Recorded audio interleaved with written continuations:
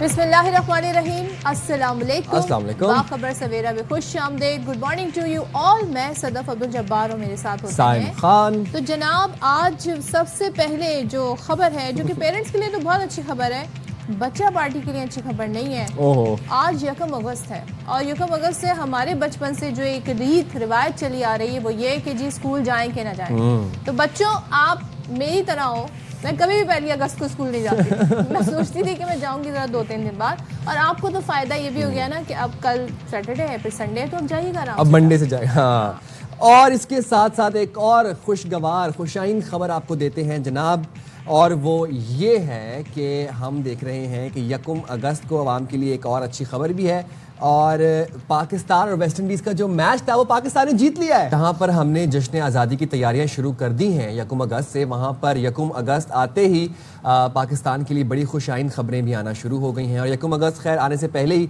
बड़ी अच्छी अच्छी खबरें आ रही थी, ट्रेड माहिदे साइन हो रहे थे, सैटेलाइट्स लॉन्च हो रही थी। अब हम ये देख रहे हैं पाकिस्तान ने वेस्ट इंडीज़ को शिकस्त दी। साइम अयूब की बड़ी अच्छी परफॉर्मेंस रही, मोहम्मद नवाज़ की अगर बात की जाए उनकी भी अच्छी परफॉर्मेंस रही, और हमने ये देखा कि पाकिस्तान ने पहले खेलते हुए मुकर्रा ओवर्स में 6 विकेट पर 178 रन्स बनाए, और जिसमें साइम अयूब ने 57 रन्स की उम्दा इनिंग्स खेली। फिर फ़खर जमान ने 28 और हसन नवाज ने 24 रन्स बनाकर नुमायां स्टेटस हासिल तो किया। बात कर लेते हैं, शाहिद हाशमी हमारे साथ हैं, थैंक यू सो मच, और नजीबुल हसनैन, उन्होंने भी हमें ज्वाइन किया। आप दोनों का बहुत शुक्रिया and good morning. I hope आप लोग काफ़ी देर से जाग रहे होंगे, लम्हा ब लम्हा बॉल टू बॉल जो है मैच पे आपकी नज़र होगी। तो सबसे पहले ज़रा शाहिद साहब आपसे आगाज़ करते हैं। अच्छा आगाज़ हुआ है सीरीज़ का, पाकिस्तान ने 14 रन से शिकस्त दी वेस्ट इंडीज़ को। ओवरऑल क्या कहिएगा परफॉर्मेंस के बारे में?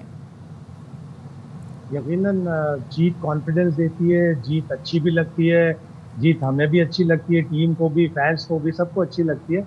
अच्छा आगाज़ है, अच्छी टीम सेलेक्ट की, 11 अच्छे दुरुस्त अच्छे 11 खिलाए, और फिर एक अच्छा 178 टोटल बनाया। इस ग्राउंड पे एवरेज टोटल 167 है, तो 10-11 रन पाकिस्तान ने ज़्यादा बनाए थे, लेकिन अगले मैचों में कोशिश करनी चाहिए कि 15-20 रन और बनाए, इसलिए कि अब जो इंटरनेशनल क्रिकेट का नॉर्म है वो 180 प्लस T20 में बहुत सी टीमें आराम से सुकून से 200 कर लेती हैं, तो हमें भी उसी तरफ जाना होगा।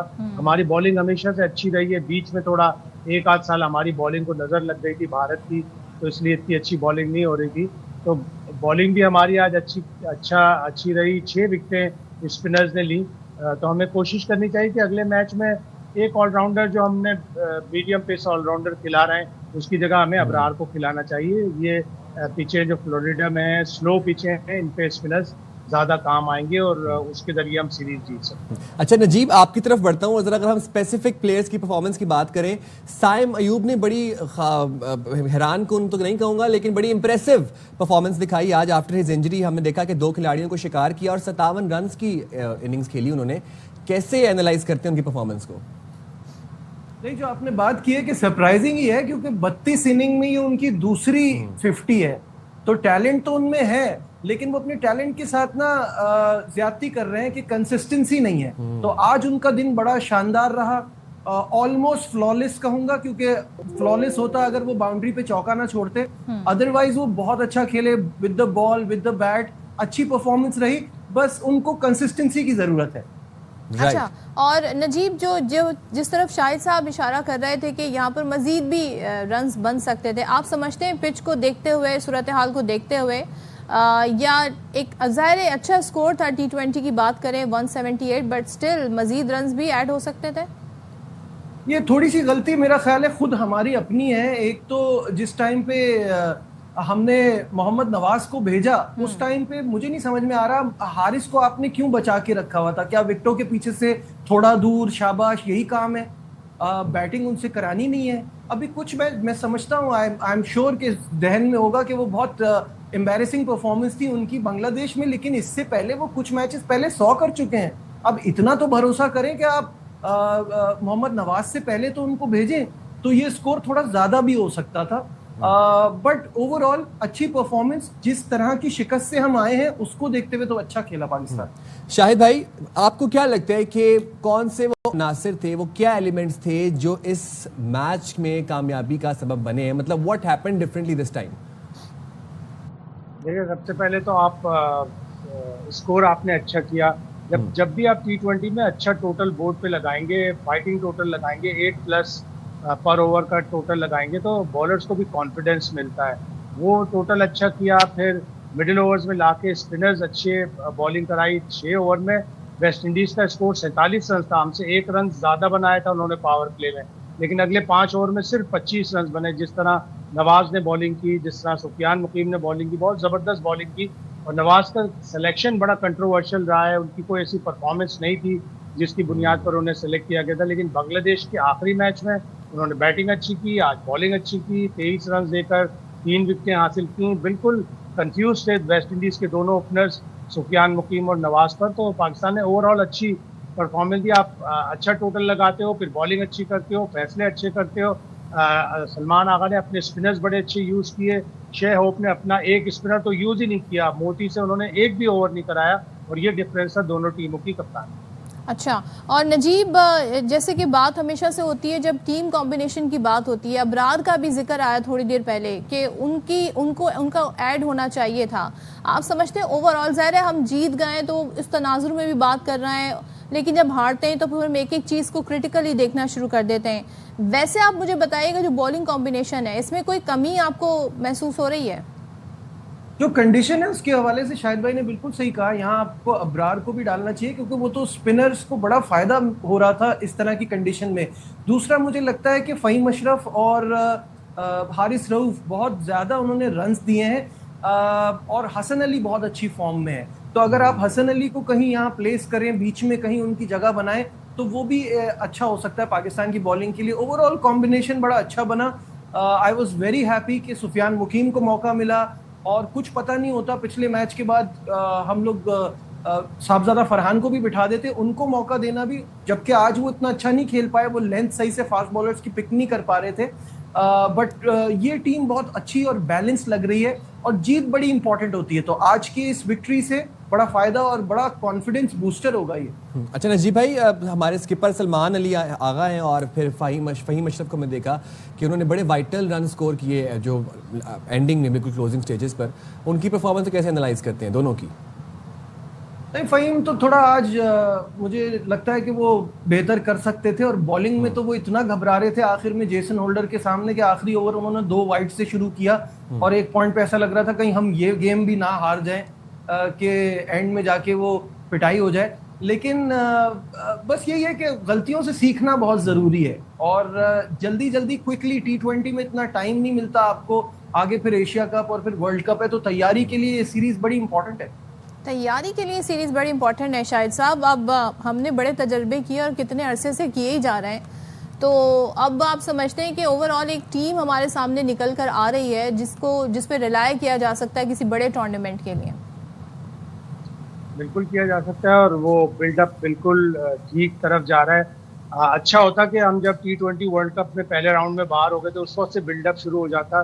थोड़ा हमने टाइम ज़्यादा लिया, लेकिन वही कहते हैं ना, देर आयत दुरुस्त आयत। तो जब माइक हैसन आए थे, उन्होंने कहा था कि मेरे पास इतने मैचेस हैं कि मैं ट्रायल एंड टेस्ट के बेसिस पे मुख्तलिफ चीज़ें कर सकता हूँ, बिल्ड कर सकता हूँ इस टीम को T20 वर्ल्ड कप के लिए। तो अल्लाह करे कि इसी तरह चलता रहे।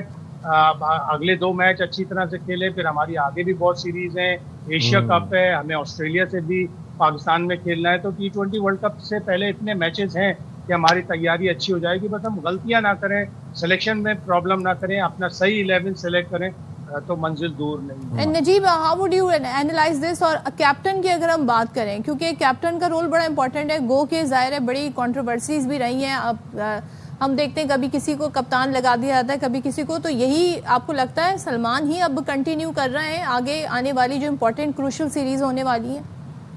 देखिए, T20 में सलमान का कप्तान बनना थोड़ा कंट्रोवर्शियल था, क्योंकि उनकी T20 में ऐसी कोई परफॉर्मेंस नहीं थी। उनको बनाया है, उनका अच्छा विजन लगता है, बात वो अच्छी करते हैं, समझते हैं चीज़ों को, तो that's why I like him. लेकिन अभी उनको अपनी परफॉर्मेंस पे भी बहुत ज़्यादा फोकस करना होगा, क्योंकि वो उनका टीम में एज कैप्टन तो रोल बहुत अच्छा है, लेकिन वो अपनी परफॉर्मेंस कितनी अच्छी कर सकते हैं, ये इस पे थोड़ा सा सवालिया निशान है। लेकिन अभी जाहिर सी बात है कि वही वाली बात हो रही है कि हम इतने एक्सपेरिमेंट्स ऑलरेडी कर चुके हैं और ट्रायल एंड एरर इतना करते हुए आ रहे हैं कि अब यहाँ चेंजेस की गुंजाइश रही नहीं है। तो अब इसी में जो हम कर सकते हैं और इसको इम्प्रूव कर करना है, बेहतर करना है, वो टास्क है।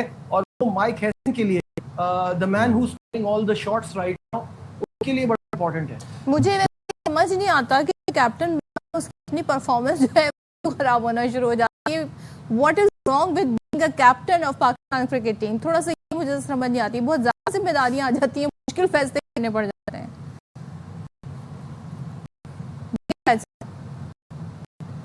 बिल्कुल ऐसी है, जिम्मेदारी तो होती है, किसी भी टीम का कप्तान हो। 24 करोड़ 25 करोड़ अवाम की तवक्कुआत होती हैं। क्रिकेट ही एक हमारा ऐसा गेम है जिसमें हमको इंटरनेशनल रिकग्निशन मिलती है, जिसकी सक्सेस हमें यूनाइट करती हैं। तो कप्तान के ऊपर प्रेशर तो होता है, लेकिन जब से सलमान आगा आए, अभी एक दो कुछ मैचेस में उनकी परफॉर्मेंस इतनी अच्छी नहीं रही, लेकिन जिस तरह उन्होंने न्यूजीलैंड में इंटेंट शो किया था, जिस तरह वो आके बैटिंग कर रहे थे, जिस तरह उन्होंने अपना स्ट्राइक रेट बेहतर किया था, जिस तरह वो माइक हैसन के साथ मिलकर कोऑर्डिनेट कर रहे हैं, वो काफ़ी इम्प्रेसिव है और उससे लगता है कि उनका मुस्तकबिल अच्छा है। लेकिन पाकिस्तान में कोई भी चीज़ गारंटीड नहीं होती, कोई बाहर से आए कप्तान वो आके कप्तान बन जाए, ये पाकिस्तान में किसी की भी गारंटी नहीं दे सकते कि वो 1 साल तक या 6 महीने तक या इवन 3 महीने तक या इवन अगली सीरीज तक कप्तान रहेगा। जी ऐसे ही है। बिल्कुल ठीक है, बहुत शुक्रिया शाहिद हाशमी साहब और नजीबुल हसनैन साहब मौजूद थे, आपने बाखबर सवेरा के लिए वक्त निकाला काफी और देर से जाग भी रहे थे, मैच देख रहे थे। कप्तान जो है हमारे, बस वो थोड़ा सा अगर अपने इंटरव्यूज पे थोड़ा गौर कर लें तो शायकीन क्रिकेट जो है वो और ज़्यादा खुश हो जाएंगे। लेकिन मूविंग फॉरवर्ड एक और अच्छी खबर है हमारे पास आपके लिए, और वो ये है कि आज सिंस यकम अगस्त है, तो अगस्त का महीना आते साथ ही खबरों पे खबरें आ रही हैं। और जनाब आवाम के लिए अच्छी खबर ये है कि हुकूमत ने पेट्रोल 7 रुपये 54 पैसे फी लीटर सस्ता कर दिया है और 1 लीटर पेट्रोल 264 रुपये 61 पैसे का हो गया है। डीजल की अगर बात की जाए तो डीजल 1 रुपये 48 पैसे महंगा हो गया है और नई कीमत डीजल की 285 रुपये 83 पैसे मुकर्रर कर दी गई है। अच्छा भाई, जब कीमतें बढ़ती हैं तो होता ये है कि फिर महंगाई हो जाती है, महंगाई में इजाफा हो जाता है, किराए बढ़ जाते हैं और आपको ये तौजीह दी जाती है कि देखें जी पेट्रोल महंगा हो गया है। और जनाब जब ये कीमतें गिरती हैं तो कुछ नहीं होता, तो ना किसी जगह कोई कीमत नहीं गिरेगी, तमाम चीजें वैसे ही चलती रहेंगी as usual, business as usual. तो ये बड़ा तजाद है, लेकिन बहरहाल मुबारक हो जी, पेट्रोल के प्राइस मतलब गिर जब गए। पेट्रोल की प्राइसेस अभी भी इंक्रीज हुई थी रिसेंटली, और उसके बाद जो दाल, चीनी, दूध, अशिया खुरोनोश और उसके बाद जो किराए में इजाफा हुआ था वो वापस नहीं आएगा। हाँ अच्छा जी, अब पेट्रोल के प्राइस तो गिरे ही गिरे हैं। हम आपको बता दें एलपीजी की कीमतों में भी बड़ी कमी कर दी गई है ओगरा की जानिब से, और इसका नोटिफिकेशन भी जारी कर दिया गया है। और ये नोटिफिकेशन हमें क्या बता रहा है? ये बता रहा है कि एलपीजी की कीमत में 17 रुपए 73 पैसे फी किलो कमी की गई है और ये 11.8 किलो का घरेलू सिलेंडर जो है वो 209 रुपए 24 पैसे सस्ता कर दिया गया है। ओगरा के मुताबिक अगस्त के लिए घरेलू सिलेंडर की कीमत 2541 रुपए 36 पैसे मुकर्रर कर दी गई है, जबकि जुलाई में घरेलू सिलेंडर की कीमत 2750 रुपए 60 पैसे थी। अब नोटिफिकेशन के मुताबिक जुलाई में एलपीजी की फी किलो कीमत 233 रुपए मुकर्रर की गई थी, लेकिन अगस्त के लिए एलपीजी की फी किलो कीमत 215 रुपए 36 पैसे मुकर्रर की गई। तो ये जी आगाज हुआ है, कीमतें कम हो गई हैं, रिलीफ थोड़ा बहुत आवाम को मिला है, बल्कि 7 रुपए 54 पे it's a pretty good relief to be honest. तो ये तमाम चीजें हैं जो हमारे सामने हैं। This is just the beginning, it is just the beginning. इंशाल्लाह मुझे लगता है 14 अगस्त आते आते और बहुत अच्छी खबरें आएंगी मुल्क की मईशत के हवाले से। और चलिए मईशत की बात हो गई, जरा देखते हैं सियासी अरीना में क्या हो रहा है। तो आपको पता है कि सानह 9 मई उस हवाले से केसेस भी थे, तो कल बड़ा अहम दिन था, बड़ी खबरें आई कल। और 9 मई मुकदमात में पीटीआई की जो मरकजी क़यादत है उनको सजाएं हुई हैं। एटीसी फैसलाबाद में 3 जो केसेस हैं उनके फैसले सुनाए गए। तो इसमें कौमी असेंबली के जो अपोजिशन लीडर हैं वो हो गए, सेनेट के जो अपोजिशन लीडर हैं वो हो गए, उससे पहले पंजाब में जो अपोजिशन लीडर थे वो थे। तो अब उनको 10-10 साल कैद की सज़ा सुना दी गई है, जिसमें उमर अयूब, शिबली फराज, हामिद रजा, जरताज गुल को 10 साल कैद की सज़ा, शेख राशिद रफ़ीक जो कि भतीजे हैं शेख रशीद अहमद के, उनको भी 10 साल, एमपीए जुनेद अफजल शाही को 3 साल की सज़ा, और 3 मुकदमात में 108 मुजरिमों को सज़ा हुई है। 77 को बरी किया गया। हाँ, ये तो सजाओं का बताया, फिर 77 को बरी कर दिया गया। इंसदाद दहशतगर्दी अदालत ने फवाद चौधरी, जैन कुरैशी, ख्याल कास्त्रो, फैजुल्ला कमोका और तैयब एडवोकेट को बरी किया। پھر جیل میں ہونے کے باعث بانی پی ٹی آئی اور شاہ محمود قریشی کا ٹرائل نہیں ہوا. وفاقی وزیر اطلاعات عطا تارڑ یہ کہتے ہیں کہ فیصل آباد کی عدالت کا فیصلہ انصاف کی جیت ہے اور آئین و قانون کے مطابق 9 مئی کے مقدمات پر سزائیں دی گئیں. فیئر ٹرائل میں تمام شواہد عدالت میں پیش کیے گئے. 9 مئی حملوں کا جو ماسٹر مائنڈ ہے وہ جیل میں موجود ہے، ایسا کہنا تھا عطا تارڑ کا. اور پاکستان تحریک انصاف نے سزائیں ہائی کورٹ میں چیلنج کرنے کا اعلان بھی کر دیا. ہم نے یہ دیکھا کہ بیرسٹر گوہر نے کہا کہ وہ اس معاملے کو ہائی کورٹ میں لے کے جائیں گے اور ہائی کورٹ میں چیلنج کریں گے ان تمام تر معاملات کو. اچھا، بیرسٹر گوہر یہ بھی کہہ رہے ہیں ساتھ میں کہ اب ہم یہ ڈیسائیڈ کریں گے، ایک تو یہ اسے قانونی طور پہ ظاہر آگے لے کے جائیں گے، پھر یہ کہتے ہیں کہ اب ہمیں یہ دیکھنا ہے کہ ہم ایوان میں جائیں یا پھر تحریک چلائیں، تو اس کا فیصلہ یہ جو نیکسٹ لاہ عمل ہوگا وہ جلد طے کیا جائے گا. سو یہ ان کی جانب سے بہرحال ری ایکشن آیا تھا. لیکن بڑی تعداد میں جب اراکین ڈی سیٹ ہوں گے تو پھر ظاہر ہے ایک ضمنی الیکشن کی طرف بھی معاملہ جائے گا، تو وہ الگ سے ایک چیلنجز ہوں گے. تو بات کر لیتے ہیں ساری صورتحال پر. اسلام آباد چیف خاور گھمن ہمارے ساتھ ہیں. خاور، ظاہر ہے یہ کیسز تو تھے اور پھر فیصل آباد کی جو اے ٹی سی عدالت ہے وہاں سے پھر ڈیسیجن بھی آ گئے اور ہم نے دیکھا کہ شبلی فراز ہو گئے، عمر ایوب ہو گئے اور دیگر رہنما، ان کو 10 سال قید کی سزا ہو گئی. اوور آل آپ کیا سمجھتے ہیں کہ اب پی ٹی آئی جو کہ کہہ رہی تھی ہم تحریک چلائیں گے، یہ سب کریں گے، وہ کہتے ہیں ہم اسے اب آگے ہائی کورٹ لے کے جائیں گے، تو یہ جتنی بھی ہماری لیگل ماہرین سے بات ہوئی ہے وہ اس ساری صورتحال پر کیا کامنٹ کریں آپ کے خیال میں؟ دیکھیں، ظاہر ہے ایک جو فطری لیگل کورس آف ایکشن یہی ہوتا ہے کہ جب لوور کورٹ سے فیصلہ آتا ہے تو آپ اس کو ہائی کورٹ کے اندر چیلنج کرتے ہیں. تو پاکستان کے قوانین کے مطابق اگر لوور کورٹ کا فیصلہ آ جاتا ہے تو ہائی کورٹ میں چیلنج ہو جاتا ہے، تو یہ کنٹینیوشن آف ٹرائل ہوتا ہے. اب یہ کتنی جلدی ہائی کورٹ میں یہ کیس لے کے جاتے ہیں اور high court A T C کے فیصلے کے اوپر اسٹے آرڈر دیتا ہے یا فردر جو بھی کاروائی ہونی ہے ہوتی ہے، وہ تو ہم دیکھیں گے. ایک سرٹن ٹائم پیریڈ غالباً 1 مہینے کے اندر اندر آپ کو چیلنج کرنا ہوتا ہے، تو وہ تو یہ چیلنج کریں گے اور ایک لیگل کورس آف ایکشن لیں گے. آپ کا سوال یہ کہ جو ان کی تحریک ہے 5 اگست کو جس نے نقطۂ عروج تک پہنچنا تھا، ظاہر ہے اس کو ایک دھچکا لگا ہے اور ایک جو سیکنڈ ٹیئر لیڈرشپ اگر دیکھیں تو وہ ساری کی ساری جو ہے وہ for the time being in کو سزائیں ہو گئی ہیں. اب ان کی گرفتاریاں ہوں گی اور جب تک ان کی ضمانت نہیں ہوتی ہے، اور خاص طور پر جن لوگوں کو 10 سال کی سزا ہوئی ہے اس میں ضمانت بھی ہونا مشکل ہے. تو جب یہ سارے لوگ گرفتار ہوں گے، ظاہر ہے ان کو متعلقہ جیلوں کے اندر بھیج دیا جائے گا. تو جو لیڈرشپ ہے وہ ہمیں اس طرح اگر ان کا کوئی پلان تھا 5 اگست والا تو اس میں یہ موجود نہیں ہوگی، تو فرق تو ضرور پڑے گا. عوام کتنی نکلتی ہے، یا پچھلے دنوں بیرسٹر گوہر صاحب سے کسی نے سوال کیا، انہوں نے کہا جی ہم نے عوام کو نہیں نکالنا ہے، عوام نے خود ہی نکلنا ہے. تو وہ تو ظاہر ہے 5 اگست آنے کو ہے تو دیکھ لیں گے. باقی انہوں نے پاکستان تحریک انصاف والوں نے آپ نے دیکھا ہوگا کہ جو تحریک جو ہے ان کی، اس کا ایجنڈا انہوں نے محمود اچکزئی صاحب کے ہاتھ میں دے دی ہے، جو تحریک تحفظ آئین کے سربراہ کی حیثیت سے کل بھی انہوں نے اسلام آباد کے اندر اے پی سی کی. سو کافی زیادہ سوالات تحریک کے حوالے سے اٹھے ہوئے ہیں، لیکن سب سے اہم بات صدف یہ ہے کہ پارٹی کے اندر جو ہے وہ اختلافات ہیں، گروپ بندی ہے، تقسیم. وہ جو تقسیم ہے وہ ہمیں ان کے مختلف جو ہم دیکھتے ہیں کہ ایکٹس آف کمیشن ہے اس کے اوپر نظر آتی ہے. مختلف ایشوز کے اوپر یہ ان کے بیانات اگر دیکھیں وہ جو ہیں وہ بالکل ایک دوسرے کے خلاف ہوتے ہیں.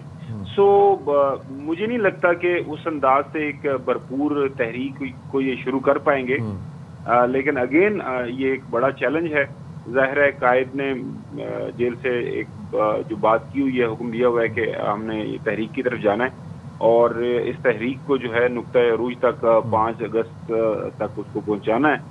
تو ایک بڑا چیلنج ہے جو باقی پارٹی. تو خاور آپ یہ کہہ رہے ہیں کہ آپ کے تجزیے میں آپ کو نہیں لگتا کہ تمام تر پی ٹی آئی کے ڈائنامکس دیکھتے ہوئے کوئی خاص نقطۂ عروج تک پہنچے گی یہ تحریک، تمام تر جو اختلافات ہیں سب صورتحال دیکھتے ہوئے؟ لیکن ہم دوسری طرف یہ بھی دیکھ رہے ہیں کہ کامران مرزا صاحب یہ کہتے ہیں کہ پی ٹی آئی کے لیے مذاکرات کے دروازے کھلے ہوئے ہیں. کیا پی ٹی آئی اور جے یو آئی فے میں رابطے ہو سکتے ہیں؟ دیکھیں، جو جے یو آئی ایف اور پاکستان تحریک انصاف کا تعلق ہے نا، وہ اس کا ایک بڑا ایک دلچسپ پس منظر ہے وہ یہ ہے کہ JUIF کی جو قیادت ہے خاص طور پر مولانا فضل الرحمان صاحب، ان کا جو حلقہ انتخاب ہے، جو ڈسٹرکٹ ہے ڈیرہ اسماعیل خان، وہ اور CM-KP جو ہیں ان کی جو کانسٹیچوئنسی ہے وہ ایک ہی ہے. لہٰذا یہ جو انتخابی پالیٹکس کے اندر سیاستدان ہوتے ہیں وہ ہر چیز کے اوپر کمپرومائز کر لیتے ہیں، لیکن ان کا جو اپنا حلقہ انتخاب ہے اس کے اوپر کمپرومائز نہیں کرتے. اس لیے آپ نے اکثر دیکھا ہوگا کہ جو ہے علی مین گنڈا پور صاحب کی طرف سے کبھی بھی مولانا صاحب کے حوالے سے کوئی اچھے بیانات سامنے نہیں آتے، اور اسی طرح جو ہے مولانا فضل الرحمان صاحب کے بیانات بھی آپ نے حالیہ دنوں میں دیکھے کہ جی ہم KP کے اندر عدم استحکام نہیں چاہتے، لیکن ہم صرف یہ ضرور چاہتے ہیں کہ پاکستان تحریک انصاف بذات خود ہی KP کے اندر اپنی حکومت تبدیل کر لے. مطلب یہ کہ اپنے جو CM ہیں ان کو وہ تبدیل کر لیں. ظاہر ہے اس بیک گراؤنڈ کے اندر میں نہیں سمجھتا کہ پاکستان تحریک انصاف اور JUIF جو ہے وہ مستقبل قریب کے اندر کسی اس طرح کے نیگوسیشن کے اندر جائیں گے. اس کی وجہ یہ ہے کہ CM-KP کبھی بھی نہیں چاہیں گے جو علی مین گنڈا پور صاحب ہیں کہ مولانا فضل الرحمان صاحب کے ساتھ پاکستان تحریک انصاف کا جو تعلق واسطہ اس لیول پہ چلا جائے کہ کل کلاں کو ان کے ساتھ ان کو کسی جو ہے اپنی سیٹ کے حوالے سے بھی نہ کمپرومائز کرنا پڑ جائے. لہٰذا میں نہیں سمجھتا کہ PTI اور JUIF ہے وہ کسی بھی طرح کے اتحاد میں یا کسی بھی طرح کے الائنس میں نیئر فیوچر جائیں. جی رائٹ. اچھا خاور، ہم یہ دیکھ رہے ہیں ظاہر کیسز میں سزائیں بھی ہوئی ہیں تو کچھ کی بریت بھی ہوئی ہے، جس میں فواد چودھری بھی ہیں، زین قریشی بھی ہیں اور ساتھ ہی شاہ محمود قریشی بھی، اور کچھ فیصلے ابھی باقی ہیں. اب اگر ہم سینٹ میں جو پوزیشن دیکھ رہے ہیں کہ اپوزیشن لیڈر ان کا بھی یہی معاملہ ہوا، اسی طریقے سے عمر ایوب صاحب جو کہ نیشنل اسمبلی میں اپوزیشن لیڈر ہیں، اگر تو جیسے علی امین گنڈا پور ہیں وہ ایک صوبے کے یعنی KP کے وزیر اعلیٰ ہیں، ان پر بھی کیسز ہیں، ان کا بھی ایسے کوئی فیصلہ آ جاتا ہے جس پہ ان کو سزا ہو جاتی ہے، تو ظاہر ہے پھر جب سزا ہو جائے گی تو وہ ڈسکوالیفائی ہو جائیں گے ایز CM. تو آپ کے خیال میں یہ صورتحال بھی بن سکتی ہے؟ تو وہاں پہ آپشنز کیا ہیں پھر تحریک انصاف کے پاس؟ بڑا اچھا سوال ہے صدف. دیکھیں گزشتہ روز ایک پہلا ٹیسٹ ہوا KP کے اندر کہ کیا پاکستان تحریک انصاف کے جو لوگ ہیں حمایت یافتہ، ان کے ویسے تو ان کو آزاد ڈکلیئر کر دیا ہوا الیکشن کمیشن نے، وہ انٹیکٹ ہیں یا نہیں ہیں. تو وہ مشال یوسف زئی صاحب کا جو انتخاب ہوا ایز اے سینیٹر، تو ساری کی ساری پارٹی جو ان کے جو MPs ہیں 93 جو ہے وہ ٹوٹل انہوں نے ایک ہی سائڈ پہ ووٹ دیا ہے. اس میں سے چند ایک ووٹ ان کے وہ مسترد ہوئے ہیں because of the technical reason, meaning there by کہ پارٹی اکٹھی ہے. اور وہاں پہ ظاہر ہے جو سادہ اکثریت بنتی ہے وہ 70+ ووٹس کے اوپر بنتی ہے. تو اگر فرض کریں علی مین گنڈا پور صاحب جن کو اکثر ہمارے دوست اچھا بچہ سمجھتے ہیں کہ ان کو ڈسکوالیفائی کر دیا جاتا ہے، تو وہ سادہ اکثریت بڑے آرام سے جو PTI کے حمایت یافتہ آزاد لوگ ہیں وہ لے آئیں گے. لیکن ظاہر ایک چیلنج تو ضرور ہوگا. تو میں نہیں سمجھتا کہ تحریک انصاف کے حمایت یافتہ جو لوگ ہیں حکومت ان سے کہیں آگے بھی چلے جائے گی. اب دیکھنا یہی ہے کہ کیا علی مین گنڈا پور صاحب کو جو سزا ملتی ہے یا نہیں ملتی، وہ تو ظاہر ہے وہ یہ تو کورٹس کے فیصلے ہوں گے. کل آپ نے دیکھا فیصلہ آباد کے اندر جو فیصلہ ہوا اس میں ان کو سزا نہیں ہوئی. باقی آپ کا سوال کہ یہ سینٹ کے اندر یا نیشنل اسمبلی کے اندر، ظاہر ہے وہاں پہ نئے ان کے لیڈر دا اپوزیشن وہ پارٹی کی جو پارلیمانی گروپ ہے وہ ان کی نامزدگی کر دے گا جو بھی نئے لوگ ہوں گے. لیکن بظاہر یہ ایک بڑا چیلنج ہے پاکستان تحریک انصاف کے لیے. اگر میں یہ کہوں کہ 8 فروری کا جو الیکشن ہوا تھا اس کے بعد جو سب سے بڑا اہم چیلنج ہے وہ اب گزشتہ روز جو فیصلہ آیا ہے یہ فیصلہ آباد سے، اس کی صورت میں ہے، اور اس کو کس طرح ٹیکل کرنا ہے بحیثیت پولیٹیکل پارٹی. تو ظاہر ہے پاکستان تحریک انصاف نے اس کا فیصلہ کرنا ہے. باقی دیکھیں آپ نے ذکر کیا کہ کچھ لوگ جو بری ہوئے ہیں گزشتہ روز فیصلے سے. دیکھیں 9 مئی قابل مذمت تھا، واقعہ قابل مذمت ہے اور ہمیشہ قابل مذمت رہے گا وہ جس انداز سے ری ایکشن دیا گیا. جو لوگ وہاں پہ مختلف مواقعوں کے اوپر موجود تھے، ظاہر ہے ویڈیو فوٹیج موجود ہے، اگر کوئی آگ لگا رہا ہے، کوئی پتھر مار رہا ہے کسی جگہ کے اوپر، کسی کی فزیکل پریزنس ہے، اور وہ ثابت ہو گئی ہے تو اس کو سزا ملنی ہے. باقی بہت سارے جو لوگ ایسے ہیں وہ جو کانسپریسی میں جسے وہ کہتے ہیں نا کہ مشورے کے اندر شامل ہے, اس میں وہ وہاں پہ ان کی فزیکل پریزنس نہیں تھی, لیکن ظاہر ہے قانون کے مطابق اگر کوئی جرم ہوتا ہے کسی کے مشورے کے اوپر تو اس کو بھی سزا ہوتی ہے, تو ظاہر ان کو سزا ملی ہے. تو ان کے پاس چیلنج کرنے کا آپشن موجود ہے, ہائی کورٹ کے اندر وہ چیلنج کریں گے. جس طرح ظاہر ہے یہ پورا ایک پروسیس چلا ہے, ایک لمبے ٹائم یہ پروسیس چلا ہے. اب ہم دیکھیں ان کیسز کا تو ایک پروسیکیوشن اور ان کے جو اپنے خود وکیل تھے, وکلا تھے استغاثہ کے, وہ تمام تو ظاہر مراحل سے گزرا ہے. تھینک یو سو مچ خاور ہمارے ساتھ تھے, اور یقیناً یہ بات بالکل بجا فرمائی خاور نے بھی کہ سانحہ 9 مئی قابل مذمت تھا اور قابل مذمت ہے اور قابل مذمت رہے گا. اس طرح کے سانحات نہیں ہونے چاہیے. سیاہ دن ہے پاکستان کی تاریخ کا. سو اسی تناظر میں سزائیں ہوئی ہیں. دیکھتے ہیں جی آگے پھر کیا منظرنامہ بنتا ہے. یہاں پر ہم بریک لیتے ہیں اور بریک کے بعد واپس آتے ہیں.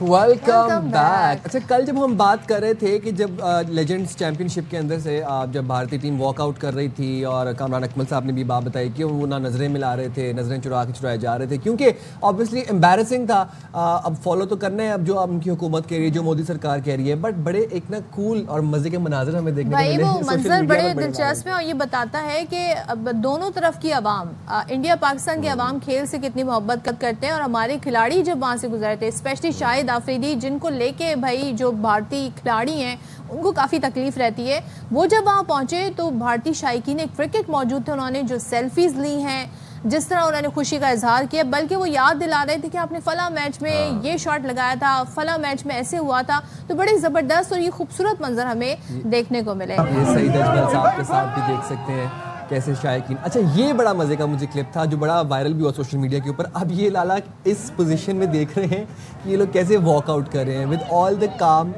with maintaining his posture and peace. He was like, what is this happening? یہ ہو کیا رہا ہے, standing tall.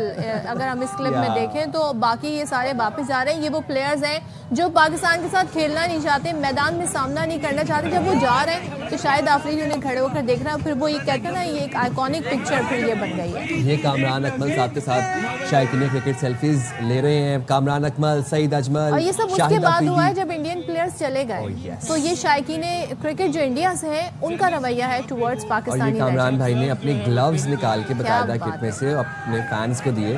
خوبصورت مناظر, اتنے وارم وائبز آتی ہیں ایسے مناظر دیکھ کے. کس طرح سے پاکستان کو پوری دنیا میں سیلیبریٹ کیا جاتا ہے, پاکستانی کرکٹ کو سیلیبریٹ کیا جاتا ہے, پاکستانی کرکٹرز کو سیلیبریٹ کیا جاتا ہے. آپ کتنی نفرت اپنی عوام میں بھرنا چاہیں یا کتنی ہی آپ نفرت کے بیچ بوجھنا چاہیں, لیکن یہ ہمارے پلیئرز کو کتنا پسند کرتے ہیں, کرکٹ کو کتنی پذیرائی کرتے ہیں. بچے کے ہاتھ دیکھے تھے آپ نے کیسے کہہ رہے تھے, پلیز پلیز ایک پکچر لے لیں. دس از ویری ویری نائس, اور بہت پازیٹیو مناظر ہیں یہ. اور ہم تو ہمیشہ سے اسی چیز کو پروموٹ کرتے ہیں. ہم تو ہمیشہ سے کہتے ہیں کہ سیاست کو کھیل کے ساتھ نہیں جوڑنا چاہیے, نہ ہی چاہے وہ ہاکی ہو چاہے وہ cricket who. But unfortunately Modi سرکار کو یہ بات سمجھنے میں تھوڑی مشکل پیدا ہوتی ہے, لیکن یہ مناظر ہم نے آپ کو دکھایا جو ہم نے بہت انجوائے کیا. شائقین کرکٹ کا تو بہت ہی دل باغ شکست خوردہ لوگوں کے آپ چہرے دیکھیں جیسے وہ جا رہے ہیں, نظریں چرا کے. کوئی ان کے پاس کہتے ہیں نا بات میں ان کی وزن نہیں ہے کہ کیوں یہ ایسا کر رہے ہیں, اونلی آن دا بیسس کہ پاکستان کے خلاف جی انہوں نے جانا ہے فار نو ریزن. اچھا جی, world champion of legends کا فائنل بھی ہے تو ذرا اس کی بھی بات کر لیتے ہیں. تو پاکستان اور جنوبی افریقہ کے درمیان یہ کل کھیلا جائے گا, اور ظاہر ہے سب کو اس کا انتظار بھی ہے. سو بھارتی لیجنڈز کے فرار کے بعد پاکستان تو سیمی فائنل کھیلے بغیر ہی فائنل میں پہنچ گیا, جبکہ دوسرے سیمی فائنل میں ہم نے دیکھا کہ جنوبی افریقہ چیمپئنز نے آسٹریلیا چیمپئنز کو 1 رن سے شکست دی ہے. واو. اچھا, اور اگر ایسی شکست کتنی بری لگتی ہے. 187 رنز کے تعاقب میں آسٹریلیا چیمپئنز نے خوب مقابلہ کیا, لیکن جیسے آپ نے بتایا کہ 1 رن کی کمی سے قسمت نے ساتھ نہ دیا. ڈین کرسٹن نے 49, کرس لیون نے 35 رنز کی اننگز کھیلی. آخری اوور کی اگر بات کی جائے تو آخری اوور میں آسٹریلیا کو میچ جیتنے کے لیے 14 رنز درکار تھے, لیکن افریقی بالرز نے پہلی گیند پر چھکا کھانے کے باوجود شاندار بالنگ سے اپنی ٹیم کو فائنل میں پہنچا دیا. تو یہ تمام تر صورتحال تھی جناب ورلڈ لیجنڈ سیمی فائنل کی، اور جس طریقے سے بھارت نے پولیٹیسائز کیا ہے ورلڈ لیجنڈ چیمپئن شپ کو وہ افسوسناک اور بہت ہی ایک چھوٹی اور اوچھی حرکت تھی. اگر آپ نے یہی حرکت کرنی تھی تو پھر آپ نے چیمپئن شپ جوائن ہی کیوں کی، اور اگر آپ نے حرکت کرنی تو آپ پہلے انفارم کر دیتے. بڑا پریشر ہے ان کا اپنی گورنمنٹ کی طرف سے. سوچیں کہ ان کو فوری سے جی کہہ دیا گیا کہ تم پاکستانیوں کے ساتھ کیسے کھیل سکتے ہو، یہ بھائی صورتحال بنی تو وہ انڈر پریشر آ گئے. یہ صورتحال. اچھا کل ہم بات کر رہے تھے جس طرح سے پاکستان کی ٹریڈ ڈیل پایا تکمیل تک پہنچی ہے، ڈیل فائنلائز ہوئی یو ایس سے، امریکہ سے، اور ڈونلڈ ٹرمپ نے بڑے ایک اچھے انداز میں اس کا ٹروتھ سوشل کے اوپر اظہار بھی کیا، اور انہوں نے وہاں پر یہ بھی لکھا اپنی ٹویٹ کے اندر یا اپنے میسج کے اندر کہ ہو نوز کہ ایک دن ایسا بھی آئے کہ پاکستان انڈیا کو تیل بیچے. وہی کہتے ہیں جی. اچھا یہ تو ہوا کہ پاکستان کے آئل ریزروز پہ کام ہو رہا ہے، اس کے لیے کمپنی کو ڈھونڈا جا رہا ہے. ایکسن موبل جو کمپنی ہے اس کے اوپر بات بھی ہو رہی ہے. لیکن ایک اور آپ کو ہم خبر دے دیں، وہ یہ کہ امریکہ نے جہاں ایک دن پہلے بھارت پر 25% ٹیرف عائد کیا، تو وہیں پاکستان کے حوالے سے بھی اب خبر آپ کو دے دیں کہ جو ٹیرف کا مختلف ممالک کے انہوں نے ڈیسائیڈ کیا امریکہ نے، تو پاکستان پر 29% تھا، اب اس کو کم کر کے 19% کر دیا. کل میری ڈاکٹر خاقان نجیب سے بات ہو رہی تھی تو وہ کہہ رہے تھے کہ ہم ایکسپیکٹ کر رہے ہیں کہ یہ جو ٹیرف ہے پاکستان کا اس کو کم کر کے 15% پہ لے کر آ جائیں گے، لیکن ابھی تک اناؤنس نہیں ہوا، یہ رات گئے کی بات ہے. لیکن صبح یہ خبر آئی ہے کہ پاکستان کا ٹیرف کم کر کے 29 سے 19% کر دیا، اور یہ بھارت کے مقابلے میں 6% کم ہے. اور اگر بھارت کے علاوہ باقی کنٹریز کی بات کی جائے تو خاصا باقی کنٹریز میں ہم دیکھتے ہیں کہ 30% عائد کیا گیا جنوبی افریقہ پہ، عراق پر 35%، شام پر 20% ہے. ایگزیکٹلی. تو اب پاکستان کے لیے یہاں پر یہ اپرچونٹی پیدا ہو رہی ہے کہ ابھی جہاں پر جو ویکیوم کریٹ ہو رہا ہے اس کو فل کر سکتا ہے پاکستان اپنے پوٹینشیل کے ذریعے، اور پوٹینشیل باقاعدہ پاکستان میں ہے. اب آئل ذخائر کی جس طریقے سے ڈونلڈ ٹرمپ نے بات کی اور اس کے اوپر اب کام ہوگا، تو یہ آئل، سونا، تانبا، یہ وہ والے معدنیات ہیں جو ملکوں کے نصیب بدل دیتے ہیں، قسمتیں بدل جاتی ہیں ملکوں کی. اچھا ٹیرف کی جب ہم بات کر رہے ہیں تو ظاہر ہے ہم اس اپرچونٹی سے کیسے فائدہ اٹھا سکتے ہیں، کیونکہ یہ بڑی ایک کہتے ہیں نا پاکستان کو اس تناظر میں بڑا ریلیف ملا ہے. اس کے برعکس ہم دیکھیں بھارت پر 25% ہے، بنگلہ دیش پر 20% ہے، تو اور یہاں کی جو ہماری جو ٹیکسٹائل انڈسٹری ہے یا ہماری جو کاٹن انڈسٹری ہے بہت ایکسپورٹ ہوتے ہیں. ہم بات کریں تو ہمارا یہاں پر والیوم جو ہے ٹریڈ کا وہ کافی اچھا ہے، لیکن اس کو مزید کیسے مٹیریلائز کیا جا سکتا ہے یہ بڑا امپورٹنٹ ہے. دوسرے ڈونلڈ ٹرمپ صاحب پاکستان کے حوالے سے تو بڑی زبردست اناؤنسمنٹ کر رہے ہیں، اور اس کے ہم اثرات بھی دیکھ رہے ہیں کہ بڑا کانفیڈنس بھی بوسٹ ہو رہا ہے یہاں پر انویسٹرز کا، ٹریڈرز کا. دوسری جانب انڈیا کے لیے جس طرح کی وہ لینگویج یوز کر رہا ہے، جو ان کا ٹون ہے، ٹینر ہے، وہ بڑا ہارش ہے. اور وہ یہ کہتے ہیں جی انڈیا اور رشیا جی ان کی ڈیڈ اکانومیز ہیں، یہ ایک ساتھ اب تجارت کرتے رہے، مجھے اس سے کوئی فرق نہیں پڑتا. پھر وہ یہ کہتے ہیں جناب کہ رشیا سے تیل لیتا ہے اور رشیا سے بڑے جنگی جہاز اور جنگی ساز و سامان انڈیا لیتا ہے، تو انڈیا کے اوپر فائن بھی ہوئے ہیں، جرمانے بھی ہوئے ہیں. اب ہو کیا رہا ہے، رات گئے خبر ایجنسی نے یہ بھی خبر دی کہ انڈیا والوں نے اب یہ طے کیا ہے وہ کوئی روس سے مزید جو ہے وہ لین دین تیل کے تناظر میں نہیں کریں گے. اب یہاں پر ہم خطے میں صورتحال بڑی چینج ہوتے ہوئے دیکھ رہے ہیں، کیونکہ رشیا سے جو 2 بڑے ملک تیل خریدتے ہیں اس میں چائنا ہے اور انڈیا ہے. تو چائنا پہ تو آلریڈی ٹیرف وار جاری ہے امریکہ کی. اب انڈیا کو ٹیکل جس طرح سے ڈونلڈ ٹرمپ کر رہے ہیں، اس کے بعد رشیا کیا اسٹیپ لے سکتا ہے، یہ ایک الگ ڈیبیٹ ہوگی. جیو پولیٹیکل سچویشن کیا بن رہی. بہرحال باقی کنٹریز کو چھوڑیں، ہمارے لیے اس میں بڑے ہی پازیٹیو خبریں آ رہی ہیں، چاہے وہ ٹیرف کی بات ہو. خرم شہزاد نے ہمیں جوائن کیا ہے، تھینک یو سو مچ خرم. خرم میں جاننا چاہ رہی ہوں کیونکہ کل تک جب ہماری معاشی ماہرین سے بات ہو رہی تھی تو ہم پر 29% ٹیرف عائد تھا. ہماری ایکسپیکٹیشن تھی کہ یہ 15% تک ہو جائے گا کم ہو کے. آج خبر آئی ہے کہ پاکستان پر 29 سے 19% کر دیا گیا ہے. کتنے اس کی سگنیفیکینس ہے، اس کا کتنا بینیفٹ پاکستان اٹھا سکتا ہے؟ جی السلام علیکم. دیکھیں بہت اچھی ڈیل پاکستان نے جو ہے وہ نیگوشیٹ کی ہے، اور اس میں صرف 19% کا ٹیرف نہیں ہے، اس کے ساتھ ساتھ سرمایہ کاری کی آفر ہے. آپ نے کل دیکھا ہوگا جو صدر ٹرمپ کا ٹویٹ آیا تھا، اس پہ بہت کلیئرلی یہ کہا گیا کہ جی آئل اینڈ گیس سیکٹر سے جو سب سے بڑی پاکستان کی اس وقت دیکھیں جو نیڈ ہے نا وہ انرجی ہے، اور اس میں آپ کو پتا ہے پاکستان کا جو امپورٹ بل ہے وہ تقریباً ایک تہائی تک آن ایوریج جو ہے وہ گیا ہے پوری امپورٹس کا. اور آج ابھی اگر آپ بل دیکھیں ہماری امپورٹس کا، جو آئل اینڈ گیس اور انرجی ہم امپورٹ کرتے ہیں، وہ تقریباً آپ کے جو ہے 1/4 حصہ تقریباً جو ہے وہ بنتا ہے. تو بات یہ ہے کہ وہ ایریا جس پہ سب سے زیادہ آپ کو انویسٹمنٹ کی ضرورت ہے اس پہ یو ایس نے آپ کو جو ہے انٹرسٹ شو کیا ہے. اس کے ساتھ ساتھ مائننگ اینڈ منرلس کا ایریا ہے, ٹیکنالوجی کا ایریا ہے. تو یہ صرف 19% ٹیرف کو آئسولیشن میں دیکھنا میرا نہیں خیال کہ وہ پوری ایک پکچر ہوگی. اور بہت یہ کمپیٹیو ریٹ بھی آپ دیکھیں انڈیا کی طرف اگر آپ دیکھ لیں کہ 25% انڈیا پہ ٹیرف عائد کیا ہے, اس کے ساتھ ساتھ اس کا ٹوٹل اگر ٹیرف دیکھیں تو آئی تھنک 25 پلس 12 پلس اس کے علاوہ جو ان کی ایک پینلٹی بھی ٹرمپ نے بات کی ہے وہ رشین آئل خریدنے سے اور سب کرنے سے, اس کی بھی ابھی امپلیکیشنز ہوں گی. تو سب سے بڑا امپیکٹ اگر انڈیا پہ آتا ہے تو اس کا بینیفیشری پاکستان ہو سکتا ہے. اور بنگلہ دیش میں بھی آپ کو پتا ہے جس طرح سے پچھلے کئی مہینوں سے اور کچھ سالوں سے ڈسٹرپشنز ہوئی ہیں پولیٹیکل فرنٹ پہ بھی, اور بھی ان کے یہاں پرابلمس ہوئے ہیں, تو اس کی وجہ سے پاکستان کا ریلیٹو جو ریٹ ہے وہ بہت بہتر ہے. اور پاکستان میں دیکھیں ڈیولپمنٹس ہو رہی ہیں, اسٹیبلائزیشن ہوئی ہے, اور وے فارورڈ یہ ہے کہ پاکستان میں انرجی پرائسز کم ہونے کی توقع ہے, ساتھ ساتھ انٹرسٹ ریٹس کم ہوئے ہیں اور ٹیکسز میں کمی شروع ہوئی ہے. تو یہ ساری چیزیں اگر آپ ملا کے دیکھیں گی تو بہت ہمارا جو ہے کمپیریٹیو ایک ایڈوانٹیج بنتا ہے. اس کے ساتھ ساتھ دیکھنا یہ کہ پرائیویٹ سیکٹر کس طرح سے اب رول پلے کرتا ہے,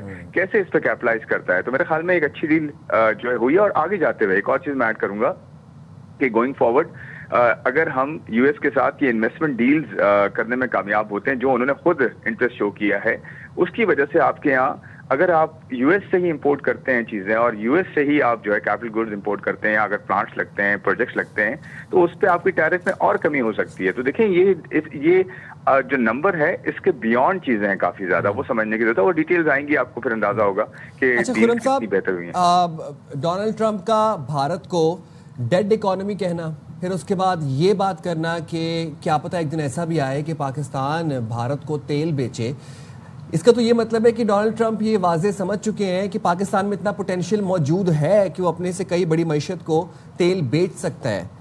کیا کہیں گے؟ دیکھیں یہ بڑا امپورٹنٹ پوائنٹ ہے. یہ لوگ شاید کچھ ایک اسکول آف تھاٹ یہ ہے کہ جی وہ انہوں نے مذاق میں کہا, اور انہوں نے صدر ٹرمپ کوئی چیز مذاق میں نہیں کرتے, وہ ہمیشہ سیریس بات کرتے ہیں زیادہ تر, ان کا یہ مطلب ہوتا ہے. تو اس کا مطلب یہ ہوا کہ وہ کتنی بڑی ڈیل کر سکتے ہیں اور کرنے جا رہے ہیں پاکستان کے ساتھ, جس کی وجہ سے اتنے بڑے ریزروز اور اتنی بڑی لیول پہ آئل اینڈ گیس ایکسپلوریشن ہو سکتی ہے. اور میں آپ کو بتاؤں یو ایس جو ہے نا اس میں جائنٹ ہے پوری دنیا میں آئل اینڈ گیس کی ایکسپلوریشن میں. اگر وہ آپ کے ساتھ یہ بات کر رہا ہے اور آپ کے ساتھ انویسٹمنٹ کی بات کر رہا ہے, اور دیکھیں یہ ہم لونز کی بات نہیں کر رہے, یہ ہم ایڈ کی بات نہیں کر رہے, ہم ٹریڈ اور انویسٹمنٹ کی بات کر رہے ہیں. تو اس کا مطلب یہ ہوا, میں اس کو اس طرح سے ریڈ کرتا ہوں کہ جی پورے ریجن کو ہم ایکسپورٹ کر سکتے ہیں, ہمارا اتنا پوٹینشیل ہے, اور یو ایس ہمارے ساتھ مل کے اتنا بڑا کام کر سکتا ہے. اچھا, اور آپ نے کہا کہ ہمیں 19% جو ٹیرف ہے اس کے بیونڈ دیکھنا ہوگا. ابھی جو مختلف ظاہر شعبوں کے حوالے سے بھی بات ہوئے گی, تو وہ کون کون سے سیکٹر ہیں جس میں انویسٹمنٹ کا سوچ رہا ہے امریکہ؟ دیکھیں پہلا تو میں نے جو پوائنٹ آؤٹ کیا آئل اینڈ گیس کا سیکٹر ہے, انرجی کا سب سے امپورٹنٹ ہمارے لیے بھی, اور ایک بڑا جائنٹ آتا آپ کے پاس جو کہ اس میں اس کی ایکسپرٹیز دنیا میں بیسٹ ہے. تو یہ تو بہت بہترین جو ہے وہ میچ میکنگ ہے, بہت بہترین جو ہے ایک ڈیل ہے. اس کے علاوہ دیکھیں مائنز اینڈ منرلس کا سیکٹر ہمارا جو ہے وہ بہت زیادہ ایمرج ہو رہا ہے. آپ ریکو ڈک کی طرف دیکھ لیں, دنیا کی لارجسٹ جو ہے وہ مائنز میں سے آ رہی ہے, جو کاپر اور گولڈ کو جو ہے دنیا کی نیڈ کو پورا کر سکتی ہے. اکیلے یہ ہماری مائنز جو ہے پورا کر سکتی ہیں ریکو ڈک صرف.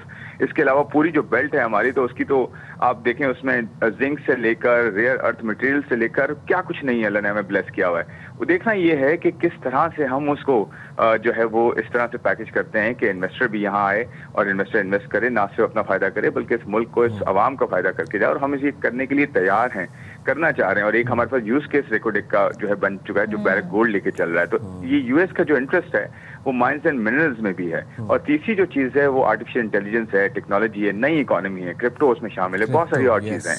تو یہ سارے وہ ورٹیکلز ہیں جس میں یو ایس کا انٹرسٹ ہے اور ہمارا بھی اس میں انٹرسٹ ہے, تاکہ ہم اپنی اکانومی کو آگے لے کے جا سکیں, اس کا پوٹینشیل انلاک کر سکیں. لولی, بہت شکریہ خرم شہزاد صاحب آپ نے پروگرام کے لیے وقت نکالا. اور یہ تمام تر صورتحال تھی, یہ تمام تر اچھی اچھی خبریں تھیں جو ہم نے آپ کو آتے ساتھ ہی فرسٹ آور میں سنا دی ہیں. چلیں جی, تو ابھی اس پر مزید بھی ہم بات کریں گے, کیونکہ دیکھیں پاکستان کا الحمدللہ جو इंडिया पाकिस्तान की जंग हुई, उसमें हमें एक अस्करी कामयाबी मिली अल्हम्दुलिल्लाह, और उसके बाद हमने देखा ये सिलसिला कामयाबियों का शुरू हो गया। फिर सफारती महाज पर भी हम देख रहे हैं कि पाकिस्तान ने बड़े अच्छे से अपना मुकदमा लड़ा, और अभी भी हम ये देख रहे हैं कि जितनी भी दुनिया भर में फोरम थे जहाँ जहाँ जाकर इंडिया पाकिस्तान का सामना हुआ, चाहे वो SOC की बात कर लें, ब्रिक्स की बात कर, ब्रिक्स में तो पाकिस्तान नहीं है, लेकिन किसी भी प्लेटफॉर्म से इंडिया जो चाह रहा था कि पाकिस्तान की मजम्मत की जाए या उसे पहलगाम वाक़े में मुलविस की जाए, कहीं पर भी इंडिया की इस बात को एक्सेप्ट नहीं किया गया, बल्कि पाकिस्तान का जो मौक़िफ़ रहा जंग में, जो हमने फतोहात जीती, जो हमारा वर्जन था, जो हमारा नैरेटिव था, उसको एक्सेप्ट किया गया, उसको सेकंड किया गया, क्योंकि हम हकाई के साथ बात कर रहे हैं। लेकिन जो टैरिफ में कमी हो रही है, डोनाल्ड ट्रंप जिस तरीके से पाकिस्तान की तारीफ़ें करते नज़र आ रहे हैं, पाकिस्तान की लीडरशिप की तारीफ़ें करते नज़र आ रहे हैं, ये कितना इंपॉर्टेंट है सिफारती महाज पर, इस पर बात करेंगे। हमारे साथ मौजूद है Abdul Basit, thank you so much, साबिक सफ़ीर भी हैं और तर्जुमान वज़ारत ख़ारजा भी रह चुके हैं। बासित साहब, बहुत शुक्रिया आपका। ये बताइएगा, ये जो सारा सिनेरियो हम देख रहे हैं, जो रवैया डोनाल्ड ट्रंप का भारत की तरफ है और जिस तरह वो पाकिस्तान की तारीफ कर रहे हैं, इसका क्रेडिट आप किन फैक्टर्स को देना चाहेंगे? ख़ास तौर पे हमने जंग जीती, वो एक अलग इशू, दूसरे पाकिस्तान ने जिस तरीके से सफारती महाज पे अपना मुकदमा लड़ा, ये भी बड़ी कामयाबी है। डू यू थिंक ये उसी का नतीजा है? जी हाँ, किसी हद तक कहा जा सकता है कि उसका नतीजा है, लेकिन सदर ट्रम्प की जो पर्सनालिटी है उसको भी अगर सामने रखें तो सच्ची बात तो ये है कि हतमी एतबार से कुछ नहीं कहा जा सकता, क्योंकि हम जानते हैं कि 13 फरवरी को इसी साल सदर ट्रम्प ने प्राइम मिनिस्टर मोदी को वाइट हाउस में रिसीव किया, बायलैटरल विजिट था, और वहाँ बड़ा कुछ हमने देखा जो वहाँ मनाजिर थे। तो उसके बाद फिर हमारे फील्ड मार्शल का जो मेरे सामने विजिट था, वो शायद बड़ा एक डिसाइसिव उसने अहम किरदार अदा किया, और उसके बाद से जो चीज़ें बेहतर होना शुरू हुई हैं पाकिस्तान और भारत के दरमियान, तो ये खुशाइन बात है। लेकिन क्या इस रिलेशनशिप में कोई ऐसा सब्सटेंस हम पैदा कर सकते हैं? और जो प्रेसिडेंट ट्रंप ने अपनी ट्वीट में कहा है कि इन्वेस्टमेंट की बात हो रही है, ख़ास तौर पे एनर्जी सेक्टर में, मिनरल्स में, अगर वाकई ऐसी सूरत हाल बनती है तो फिर ये बहुत खुशाइन बात है, क्योंकि अमेरिका एक अहम मुल्क है और हमारे उसके साथ तिजारती जो ताल्लुकात हैं वो बड़े अहम हैं। तो खुशाइन तो है, लेकिन अभी जो है I think the jury is still out. कुछ हतमी कतईयत के साथ कुछ नहीं कहा जा सकता, लेकिन ये बात अपनी जगह एक अहम है कि पाकिस्तान पर जो टैरिफ्स लगे हैं वो 19% के करीब हैं, जो कि भारत से भारत बहुत कम हैं, और अगर पेनल्टीज को भी ऐड कर दें तो भारत के जो खिलाफ लगेंगी तो फिर पाकिस्तान के लिए बहुत सी अपॉर्चुनिटीज अमेरिका में निकल सकती हैं, इन द सेंस के जो चीज़ें भारत एक्सपोर्ट करता रहा है तो वो कंपेटिटिव तो नहीं रहेंगी। तो हमारे लिए ये भी एक इकोनॉमिक अपॉर्चुनिटी है ट्रेड के मामले में। तो मैं अभी थोड़ा बहुत कॉशियस हूँ, मतलब मैं यूफोरिक नहीं होना चाहता, लेकिन ये ज़रूर है कि एक अहम पेशरफ्त है और हमें इस मौके से पूरा फ़ायदा उठाना चाहिए। दूसरा मामला, ऑब्वियसली प्रेसिडेंट ट्रंप को, इससे मैंने पहले कहा, उनकी पर्सनालिटी को सामने रखते हुए उनको शायद प्राइम मिनिस्टर मोदी से कुछ एक लिहाज से वहाँ से सही वाइब्स नहीं मिल रही, क्योंकि देखिए सदर ट्रम्प ने तकरीबन जब से पाकिस्तान भारत जंग हुई उसके बाद तकरीबन 30 मरतबा उन्होंने ये कहा है कि मैंने सीज फायर करवाई पाकिस्तान और भारत के दरमियान, लेकिन भारत की जानिब से एक लिहाज से उनको स्नप किया गया कि नहीं जी ऐसी कोई बात नहीं है। तो ये भी किसी तौर कहीं ना कहीं मेरे ख्याल में प्ले आउट हुआ है और उसका इजहार भी उन्होंने किया है। आपको याद है ना जो ट्वीट आई थी सीज फायर किया, जो पोस्ट आई थी, उसमें दोनों मुल्कों को उन्होंने ट्रेड की ऑफर दी थी, और वो ज़ाहिर खुद बिजनेसमैन है तो वो इसी तनाजुर में सोचते हैं और उनके फैसले भी हमें इसी तनाजुर में नजर आ रहे हैं। लेकिन जो नैरेटिव रहा है भारत का अगेंस्ट पाकिस्तान, उसको बहुत बड़ा धचका है ये, और बैक टू बैक हम देख रहे हैं कि इसी तनाजुर में कि इंडिया के पास जवाब भी नहीं है, इंडिया ने जो इल्ज़ाम लगाए वो साबित भी नहीं कर पा रहा, और फिर इस सिचुएशन का भी अब सामना करना पड़ा है। इनके नैरेटिव की कितनी बड़ी हार है? नहीं, नैरेटिव तो इसमें कोई शक नहीं होना चाहिए कि पाकिस्तान का शुरू दिन से जो हमारा नैरेटिव रहा है वो उसमें बड़ी जान रही है, और मैं तो हैरान हूँ कि किस तरह भारत ने एक बिल्कुल फॉल्स नैरेटिव बिल्ड करने की कोशिश की, اور اس میں اتنے لوپ ہولز ہیں کہ کوئی حد نہیں ہے. بلکہ ابھی ریسنٹلی لے لیجیے جو پارلیمنٹ میں ان کی ڈسکشن ہوئی اور جس طریقے سے انہوں نے آپریشن مہادیو کا ذکر کیا کہ جی ہم نے 3 پاکستانی بقول ان کے دہشت گردوں کو قتل کر دیا ہے جنہوں نے پہلگام کا واقعہ کیا تھا. اسی میں دیکھیے تو کہتے ہیں کہ جی ان کے پاس پاکستانی ID کارڈز تھے, ان کے پاس چاکلیٹس تھیں.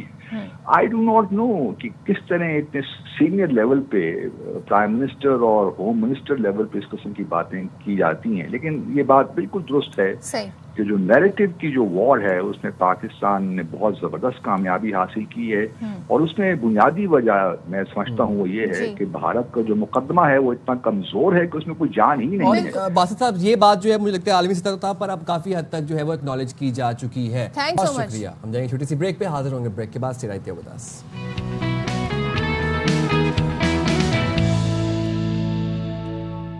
السلام علیکم. باخبر سے میرا میں ایک دفعہ پھر سے آپ کو کہتے ہیں خوش آمدید. میں ہوں سائم خان. صدف عبدالجبار ہمارے ساتھ موجود ہیں. اور جناب پچھلے گھنٹے میں بھی ہم بات کر رہے تھے پاکستان اور US کے تجارتی معاہدے کے حوالے سے, اور جو ڈونلڈ ٹرمپ کی انکلینیشن ہے, جو جھکاؤ ہے پاکستان کے انرجی سیکٹر میں, وہ یہ ثابت کر رہا ہے ہمیں کہ ڈونلڈ ٹرمپ بڑے پر امید ہیں پاکستان کے انرجی شعبے کے حوالے سے اور پاکستان کے تجارتی معاہدے کو لے کے. اور وہی چیز اس یہاں سے ظاہر ہوتی ہے کہ جیسے انہوں نے کہا کہ کوئی پتہ نہیں کہ ایک دن ایسا بھی آئے کہ پاکستان بھارت کو تیل بیچ رہا ہو. تو یہاں سے ہمیں نظر آ رہا ہے کہ پاکستان کو کس طریقے سے اکنالج کیا جا رہا ہے. عالمی سطح کے اوپر مختلف ممالک پاکستان سے ٹریڈ ڈیل کرنے کے لیے خواہش مند ہو سکتے ہیں آفٹر دس تجارتی معاہدہ ود US. تو یہ ایک بڑی امپورٹنٹ چیز ہے. بالکل. اور اسی کے بعد ہم نے دیکھا کہ وزیر اعظم پاکستان شہباز شریف نے تجارتی معاہدے پر امریکی صدر ڈونلڈ ٹرمپ سے اظہار تشکر بھی کیا, اور سوشل میڈیا پر انہوں نے پوسٹ کے ذریعے یہ اظہار تشکر کیا. کہتے ہیں جی کہ تاریخی تجارتی معاہدے کو حتمی شکل دینے میں امریکی صدر نے قائدانہ کردار ادا کیا, اور ساتھ ہی وہ یہ بھی کہتے ہیں کہ معاہدہ دونوں ممالک کے درمیان مزید تعاون کو بڑھائے گا. اب وزیر خزانہ جو ہے ان کا موقف بڑا امپورٹنٹ ہے. وہ یہ بتاتے ہیں کہ معاہدے سے جو پاکستانی مصنوعات ہیں ان پر ٹیرف میں کمی آئے گی, جو کہ آلریڈی آ گئی ہے. یہ بات انہوں نے کہی تھی جب مطلب رات گئی, یہ بات ان کی طرف سے سامنے آئی تھی. لیکن آپ یہ دیکھیں صبح اب ہمیں یہ خبر سننے کو مل گئی ہے کہ 29 سے اب یہ 19% پر آ گیا ہے. پھر وہ یہ کہتے ہیں کہ 2 طرفہ تجارت ہوگی, یعنی کہ ظاہر ہے دونوں ملکوں کے درمیان, اور منڈیوں تک رسائی, سرمایہ کاری, باہمی دلچسپی کے شعبوں میں تعاون کو اس سے فروغ ملے گا. تجارتی معاہدے سے امریکہ اور پاکستان کو ایک دوسرے کی منڈیوں تک بہتر رسائی کے مواقع ملیں گے. اب وزیر خزانہ کہتے ہیں جی یہ جو معاہدہ ہے اس میں بہت سارے جو امپورٹنٹ سیکٹر ہیں, اس میں توانائی ہے, مائنز اینڈ منرلز ہے, پھر IT ہے, پھر کرپٹو کرنسی ہے. ان شعبوں میں اقتصادی تعاون کے نئے دور کا آغاز ہوگا. اور اس وقت اگر ہم بات کریں کرنٹ سینیریو میں, تو اس وقت دنیا بھر میں یہ وہ سیکٹرز ہیں جن پر سب سے زیادہ کام ہو رہا ہے. بالکل سب سے زیادہ کام ہو رہا ہے. اور جب تجارت ہوتی ہے, جب معاہدے ہوتے ہیں, تب جب کہیں کسی ملک میں انویسٹمنٹ کی بات ہوتی ہے. اچھا یہاں پر یہ چیز اب آپ ذرا بڑے کیٹیگرائز کرنے کی ضرورت ہے کہ یہاں پاکستان کے ساتھ کوئی ایڈ نہیں کی بات نہیں ہو رہی US کی, یا کسی قسم میں کوئی لون کی بات نہیں ہو رہی. یہاں پر انویسٹمنٹ کی بات ہو رہی ہے, یہاں پر کاروبار ٹریڈ کی بات ہو رہی ہے. اور جب ٹریڈ ہوتی ہے, جب کاروبار ہوتا ہے, جب صنعت لگتی ہے, تو کوئی جاب اپرچونیٹیز پیدا ہوتی ہیں. تو یہ تمام تو نوجوان جو پاکستان میں اس وقت IT کے شعبے میں ہیں, یا جو ڈگریز حاصل کریں کرپٹو کے حوالے سے اور مائننگ کے حوالے سے, ان کے لیے ایک بڑا ایک گیم چینجر ثابت ہونے والا ہے یہ اگلا دور جو آ رہا ہے پاکستان اور US کے تجارتی معاہدے کے بعد. چلیں جی, اسی پر ہم بات کریں گے. ہمارے ساتھ اسٹوڈیوز میں موجود سابق MD Pakistan petroleum limited Moin Raza Khan. Thank you so much Moin صاحب ہمیں جوائن کرنے کے لیے. ذرا ہم یہ جاننا چاہ رہے ہیں کہ جو پاک امریکہ معاہدہ طے پایا ہے, ابھی تو ظاہر ہے اس کی جزیات آنا باقی ہیں. ڈونلڈ ٹرمپ کہتے ہیں پاکستان اور امریکہ مل کر تیل تلاش کریں گے, اور کیا پتہ ایک دن ایسا بھی آئے کہ پاکستان انڈیا کو تیل بیچنا شروع کر دے. تو بڑا انہوں نے ایک لمبا پلان ہمیں بتا دیا ہے, کیونکہ اس طرح کے جو معاہدے ہوتے ہیں انہیں ٹائم لگتا ہے, 8 سے 10 سال تو لگیں گے. آئی ہوپ معاہدے سے ایکسیکیوشن اور مٹیریلائز ہونے میں بالکل. تو ایسا ہے کہ ٹویٹ تو بڑا انٹرسٹنگ ہے, لیکن اس ٹویٹ میں انہوں نے تقریباً ایک بہت بڑا اسپیکٹرم کور کر لیا ہے جی, اور پھر ایک پولیٹیکل اسٹیٹمنٹ بھی دے دیا وہ انڈیا اور پاکستان, اور ٹرولنگ تو کرتے رہتے ہیں, آپ کو معلوم ہے انڈیا کی. تو اب اصل میں دیکھیں یہ کوئی میجک وانڈ تو ہے نہیں کہ اب وہ آج معاہدہ ہوتا ہے اور ساری چیزیں ہو جائے. معاہدہ جیسے آپ نے خود کہا کہ ابھی اس کی نیٹی گریٹیز آنا باقی ہیں کہ کیا ہوا, کیا ہے, کیا چیز ہوئی ہے. کیوں ابھی پہلی چیز تو مجھے یہ پتہ لگی ہے آج صبح کہ ان کا کارگو جو ہے وہ یو ایس آئل کا کارگو جو ہے پاکستان جو ہے اکتوبر میں پہنچے گا. تو this could be a part of the deal also that we are going to be buying American oil for the first time actually. اچھا. تو 1 بلین بیرلز کا کارگو آئے گا ان کا اکتوبر میں, جس کی کو ساری چیزیں طے ہو چکی ہیں. May be that is a part of the deal also. But when you talking about exploration, indigenous exploration in Pakistan with the help of the support of the American oil companies, so that is a very good news. بہت خوش آئند بات ہے. ویسے پاکستان میں past میں بھی oil and gas کی exploration companies, American oil companies بھی کام کرتی رہی ہیں. ابھی 2019 میں بھی آپ نے سنا ہوگا ایک ہائپ کریٹ ہوئی تھی عمران خان صاحب کے زمانے میں کہ ایک بہت بڑا ڈسکور ہو گیا کیکڑا کے اندر اور پاکستان کی ساری ضروریات پوری ہو جائیں گی. اس میں بھی ایگزون موبل کے نام سے ایک امریکن کمپنی تھی, ایک اٹالین کمپنی تھی اور 2 پاکستانی کمپنیز تھی. 4 کمپنیوں کا کنسورشیم تھا اور ہوا اس میں کچھ بھی نہیں نکلا تھا. لیکن ایک شاٹ سے کچھ نہیں ہوتا. پاکستان, اچھا یہ سب سے پہلے تو میں آپ کو بتاؤں کہ پاکستان کے اندر آئل اینڈ گیس سے ایکسپلوریشن کے اگر کو بوسٹ کرنا کیا جا سکتا ہے تو صرف وہ 2 ایونیوز ہیں جہاں ہو سکتا ہے, nothing else. I can guarantee you based on my 40+ years experience. سارے لو ہینگنگ فروٹس جو ہیں وہ پاکستان میں they have been depleted, they have been discovered. اب جو کچھ بھی آن شور پاکستان میں ہے وہ بہت ڈیپر ایریاز میں, like in the rugged terrain, high cost, high sensitive, high security sensitive, high risk areas in terms of the returns of investment. اب یہ تو بڑا مشکل ہے اور اس سے گیم چینجر بھی نہیں ہوتا. گیم چینجر اگر ہوگا تو وہ آف شور آئل ایکسپلوریشن سے ہوگا, اور گیم چینجر ہوگا تو شیل گیس کی ایکسپلوریشن سے ہوگا. شیل گیس کا آپ نے بہت نام سنا ہوگا. شیل گیس ایک ایسی چیز ہے جس نے امریکہ کو کی کہ وہ جو ٹرمینل جو انہوں نے امپورٹ کرنے کے لیے بنائے تھے LNG کے, وہ ایکسپورٹ ٹرمینل میں کنورٹ ہو چکے ہیں. وہ LNG ایکسپورٹ کرتے ہیں. اب تو آئل ایکسپورٹ کر رہے ہیں جیسے پاکستان میں آئل ایکسپورٹ کر رہے ہیں. تو یہ ہے گیم چینجر.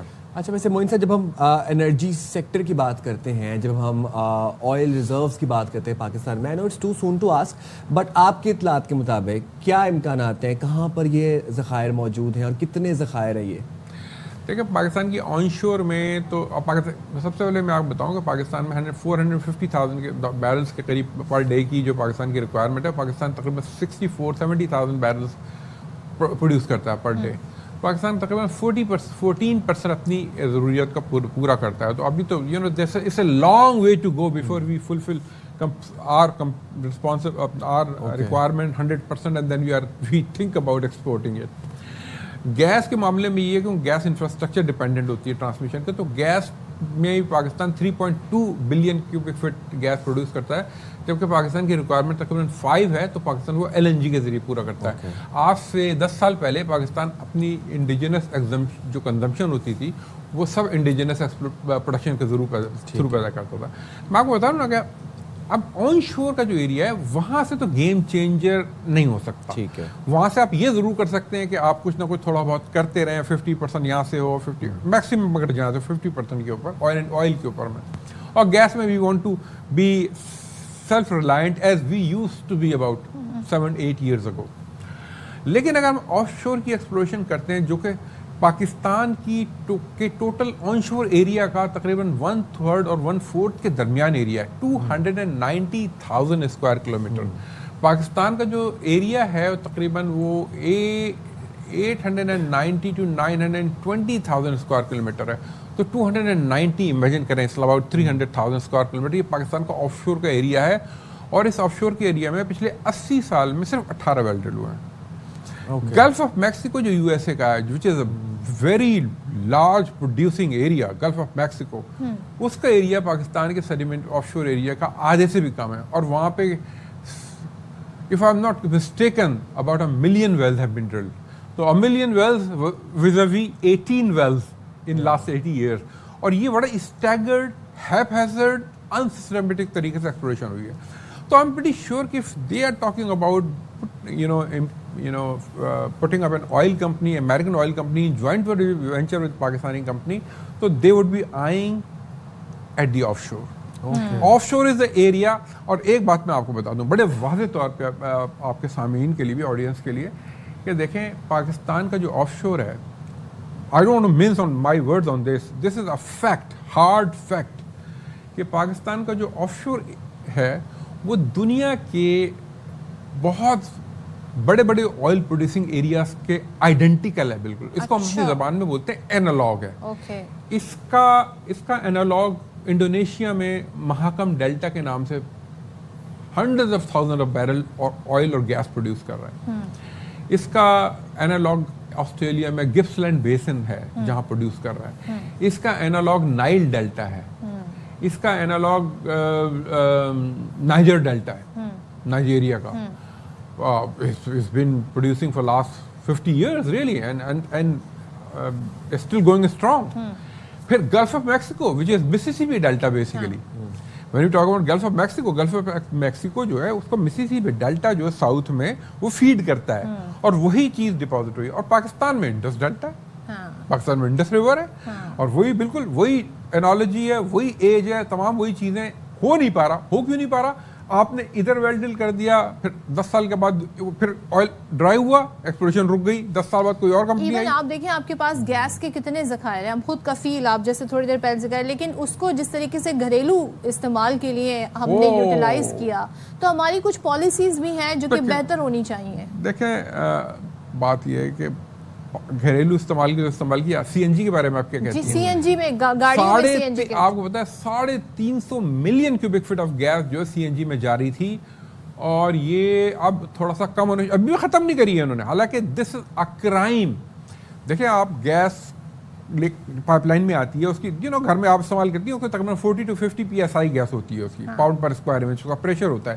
اب یہ گیس پیٹرول پمپ پہ بھی ہوتی ہے, جہاں پہ سی این جی اسٹیشن ہے وہاں بھی اسی پریشر سے آتی ہے. اس کے بعد اس کو کمپریس کرتے ہیں, انرجی استعمال کرتے ہیں. You are putting it, you are using energy to compress it and then sell it on a very subsidized rate. So it was a killer. Plus, it was depleting your gas. اس سے آپ کے gas کے ذخائر کم ہوتے چلے گئے. اور آپ یہ سوچئے کہ سی این جی پاکستان کے اندر تقریباً 95-96 سے بک رہی ہے. تو اور یہ پیک پہ پہنچ گئی تھی آج سے 7-8 سال پہلے. اب یہ پیک سے کم آنی شروع ہوئی ہے. اس پہ پھر کٹ لگایا, اس کو لگایا. دیکھیں بالکل اب تقریباً ابھی بھی 100 ملین کے اوپر پروڈیوس کر رہی ہے. تو یہ گیس آپ اس پہ ڈبل انرجی کے دیتے ہیں, اس پہ سبسیڈائز کرتے ہیں. یہ گیس اگر ڈومیسٹک کنزمپشن پہ جاتی, دیکھیں ڈومیسٹک اور انڈسٹریلائز یہ دونوں ساتھ ساتھ چلتے ہیں. انڈسٹریلائز ہونا ضروری ہے کیونکہ پاکستان کی انڈسٹری کافی حد تک بیٹھ چکی ہے because of the high electricity tariff. اچھا, جہاں پر ہم سی این جی کی بات کر رہے ہیں وہاں پر ہم یہ دیکھ رہے ہیں کہ اب بہت تیزی سے ایک شفٹ آ رہا ہے, اب لوگ ایل پی جی پر کنورٹ کر رہے ہیں اپنی گاڑیاں. کیا اس سے ہم مزید ہم دیکھ سکتے ہیں فیوچر میں ایل پی جی کے ذخائر بھی ہمارے ڈپلیٹ ہوتے نظر آ رہے ہیں ہمارے پاس؟ ہم تو ایسے امپورٹ کرتے ہیں, ایل پی جی ہم اچھی اماؤنٹ میں پروڈیوس کرتے ہیں, but again is far less than the requirement. تو ہمیں ایک ایڈوانٹیج ہے of importing quote unquote, I don't know, untaxed LPG from Iran. A lot of LPG from Iran is coming. It's a cheap LPG and it has flooded Pakistan's market. From consumer point of view, it's a good sign. From the government point of view, it is not acceptable because government want to put some levy and tax on that. But unfortunately, hota ye hai ki aap jitni bhi pabandi lagaएं, market driven forces ایسی ہوتی ہیں کہ دے ول برنگ دی commodity to the market. تو ظاہر ہے کم what میں what ever you do. Policies کو ہمیں ذرا دیکھنا ہوگا, پالیسیز کا تسلسل ہو تو پھر ہم زیادہ چیزوں کو کہتے ہیں نا اچھے طریقے سے لے کے آگے بڑھ سکتے ہیں. Thank you so much Moin صاحب, بہت شکریہ آپ آئے اور آپ نے سارے ایشو پر بات کی. پاکستان کے لیے بہرحال یہ اچھی خبریں ہیں اور اس سے ہم جتنا فائدہ اٹھا سکتے ہیں اتنا کم ہے. تو بڑے طریقے سے پالیسیز کو ہمیں ایسے ڈیزائن کرنا ہوگا اور ان پالیسی کا تسلسل جب تک نہیں ہوگا تب تک آپ کوئی 10 سال کا جو پلان ہے اس کو مٹیریلائز نہیں کر سکتے ان ٹرمز آف اکنامکس. اور معاشی طور پہ جو معاشی پلان ہے ہمارے, ان کو ہمیں بڑے زبردست طریقے سے لے کے آگے بڑھنا ہو. چلیں جی, پروگرام کا سلسلہ آگے بڑھاتے ہیں. پچھلے 2-3 دن سے, بلکہ جولائی کا مہینہ جب سے شروع ہوا ہے تب سے ہم واقعات دیکھ رہے ہیں خواتین کے استحصال کی, اور جس طریقے سے بچوں کے ساتھ زیادتی ہو رہی ہے, جنسی زیادتی ہوتی ہے. ہم دیکھیں کہ آنر کلنگ کے واقعات ہمیں دیکھیں کتنے رپورٹ ہو رہے ہیں. پاکستان کے مختلف علاقوں میں غیرت کے نام پر عورتوں کے قتل کے واقعات تواتر سے رپورٹ ہو رہے ہیں. کافی ایسے ہیں جو رپورٹ ہی نہیں ہوتے. اب جولائی 2025 کے آخری आखिरी 15 दिनों में कितनी खवातीन गैरत के नाम पर कत्ल की गई। हैरानी की बात यह है कि ये एक वाक़या तो ऐसा था कि मियाँ बीवी उन्होंने पसंद की शादी की थी, 7 साल बाद घर वालों ने बुलाया और उसके बाद उनको कत्ल करने के लिए जरगा बिठा के और ये फैसले कर कराची में घग्गर फाटक के ऊपर जो वाक़या पेश आया जिसमें कुल्हाड़ियों से वार किया गया, बच्चा भी छोटा सा था उसको भी मार दिया गया, तो ये वाक़यात अब तवातुर के साथ रिपोर्ट हो रहे हैं। अच्छा, अब आप ये भी सोचें कि ये वाक़यात वो हैं जो रिपोर्ट हो रहे हैं, जो कहीं ना कहीं से किसी की वीडियो आ गई, किसी की CCTV आ गई, बहुत से ऐसे वाक़यात हैं जो कि रिपोर्ट ही नहीं होते, अनरिपोर्टेड रहे। अच्छा जी, कराची और गुजरांवाला का भी जिक्र मजीद इसमें कर देते हैं। 2 अफसोसनाक वाक़यात हुए हैं और अगर हम इन वाक़यात को देखें तो दिल दहल जाते हैं। यानी कि पहला वाक़या कराची में पेश आया जब 2 दरिया के करीब एक शख्स ने अपने 2 बच्चों के साथ समंदर में छलांग लगाई। अब जो वहाँ पर एनी शाहिद हैं वो बताते हैं कि बाप ने पहले 2 बच्चों को पानी में डुबो दिया, उसके बाद उसने खुद भी छलांग लगा दी। अच्छा। अब ये एनी शाहिदीन का वर्जन है, जबकि इमदादी टीमों की जानिब से डूबने वाले अफराद की तलाश जारी रही। आई डोंट नो अब तक क्या इस हवाले से अपडेट है। दूसरा वाक़या गुजरांवाला के इलाके सुल्तानपुरा में पेश आया जहां पर बाप ने मुबैना तौर पर 3 माह के बच्चे को छत से फेंक दिया।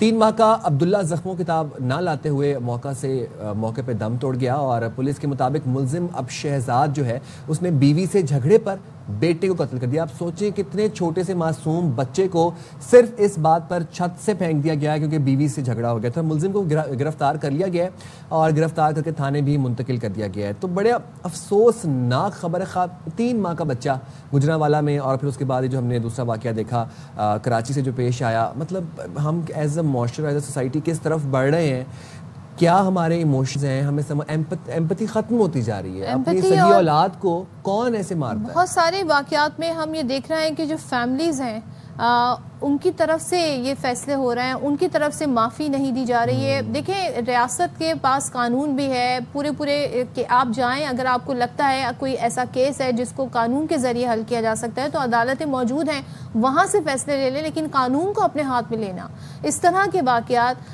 किस तरफ इशारा करते हैं। और अभी भी हमारे अंदर ये सोच पनप रही है कि जी किसी के लिए कत्ल के फैसले सादर कर देना, ये फैसला रियासत और अदालतों ने करना है, ये इंडिविजुअल के हाथ में नहीं है। So these are very tragic incident जो कि हो रहे हैं। होपफुली के इस हवाले से जो हमारे यहाँ कानून साजी है उसको बाकायदा इन्फोर्स किया जाएगा। यहाँ पर हम ब्रेक ले रहे हैं, ब्रेक के बाद जल्दी से वापस आते हैं।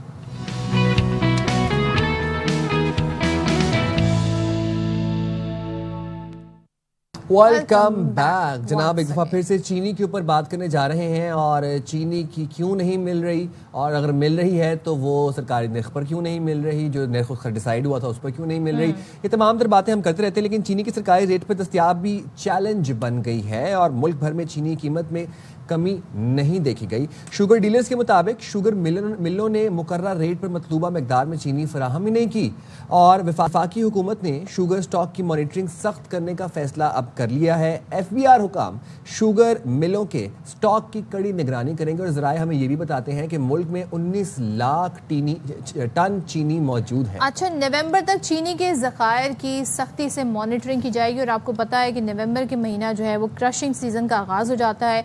अब FBR जो हुकाम है वो ट्रैक एंड ट्रेस सिस्टम के तहत इसको यकीनी बनाएंगे। चीनी की सप्लाई में जाली ट्रैक एंड ट्रेस सिस्टम पर भी सख्त कार्रवाई का फैसला किया गया है। सोचें कि किस तरीके से जो है वो यहाँ पर सारा सिलसिला जारी है। ट्रैक एंड ट्रेस का स्टिकर दोबारा इस्तेमाल करने पर भी सख्त एक्शन होगा।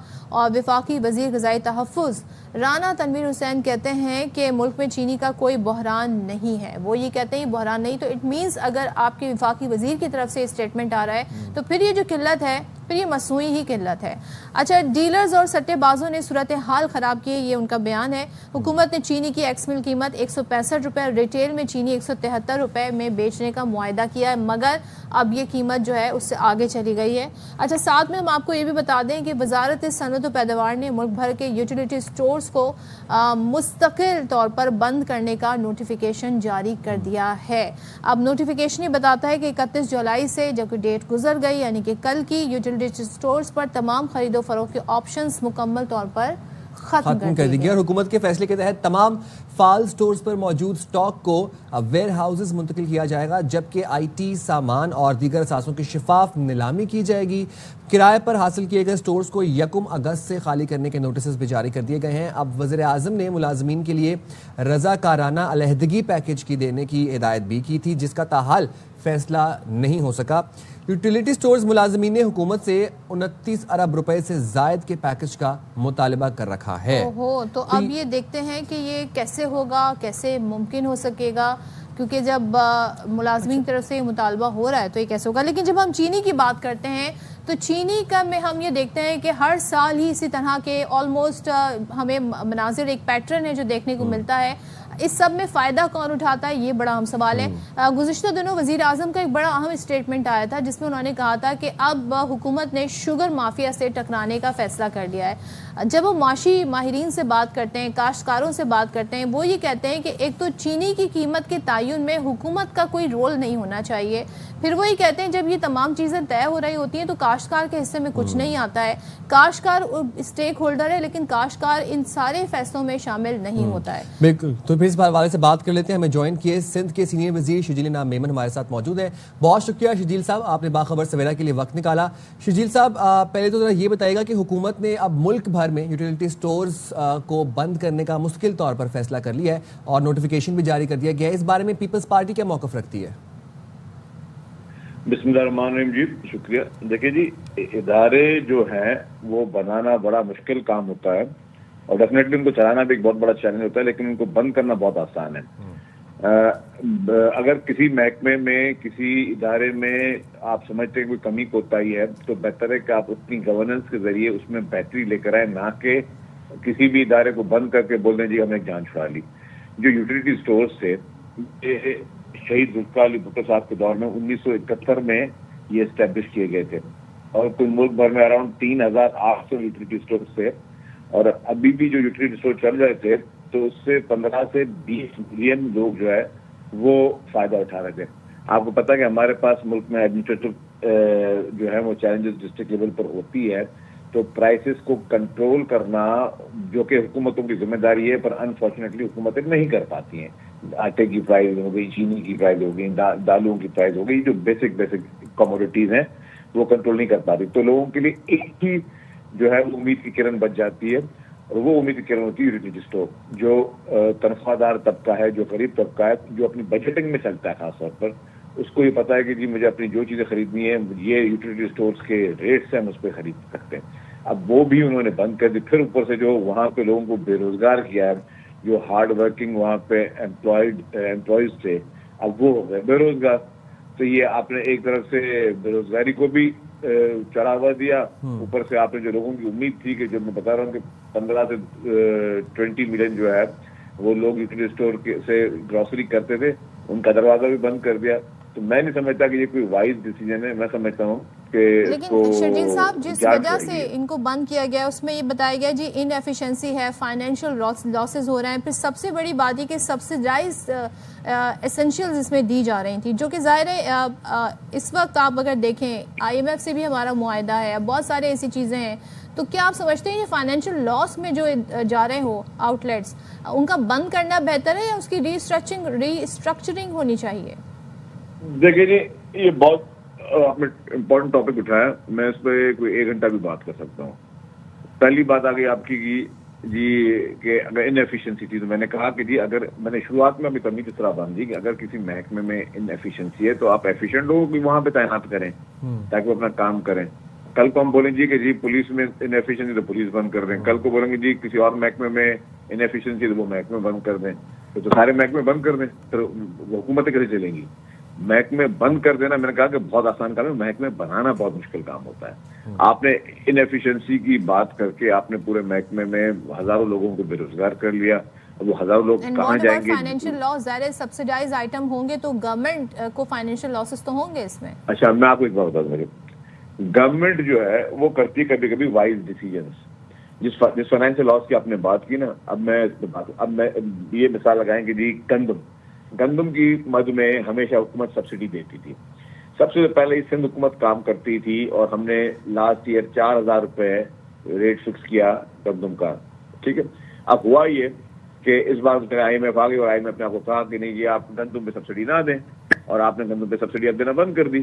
اب جو آپ نے بند کر دی, تو میں آپ کو ایک مثال دے دوں.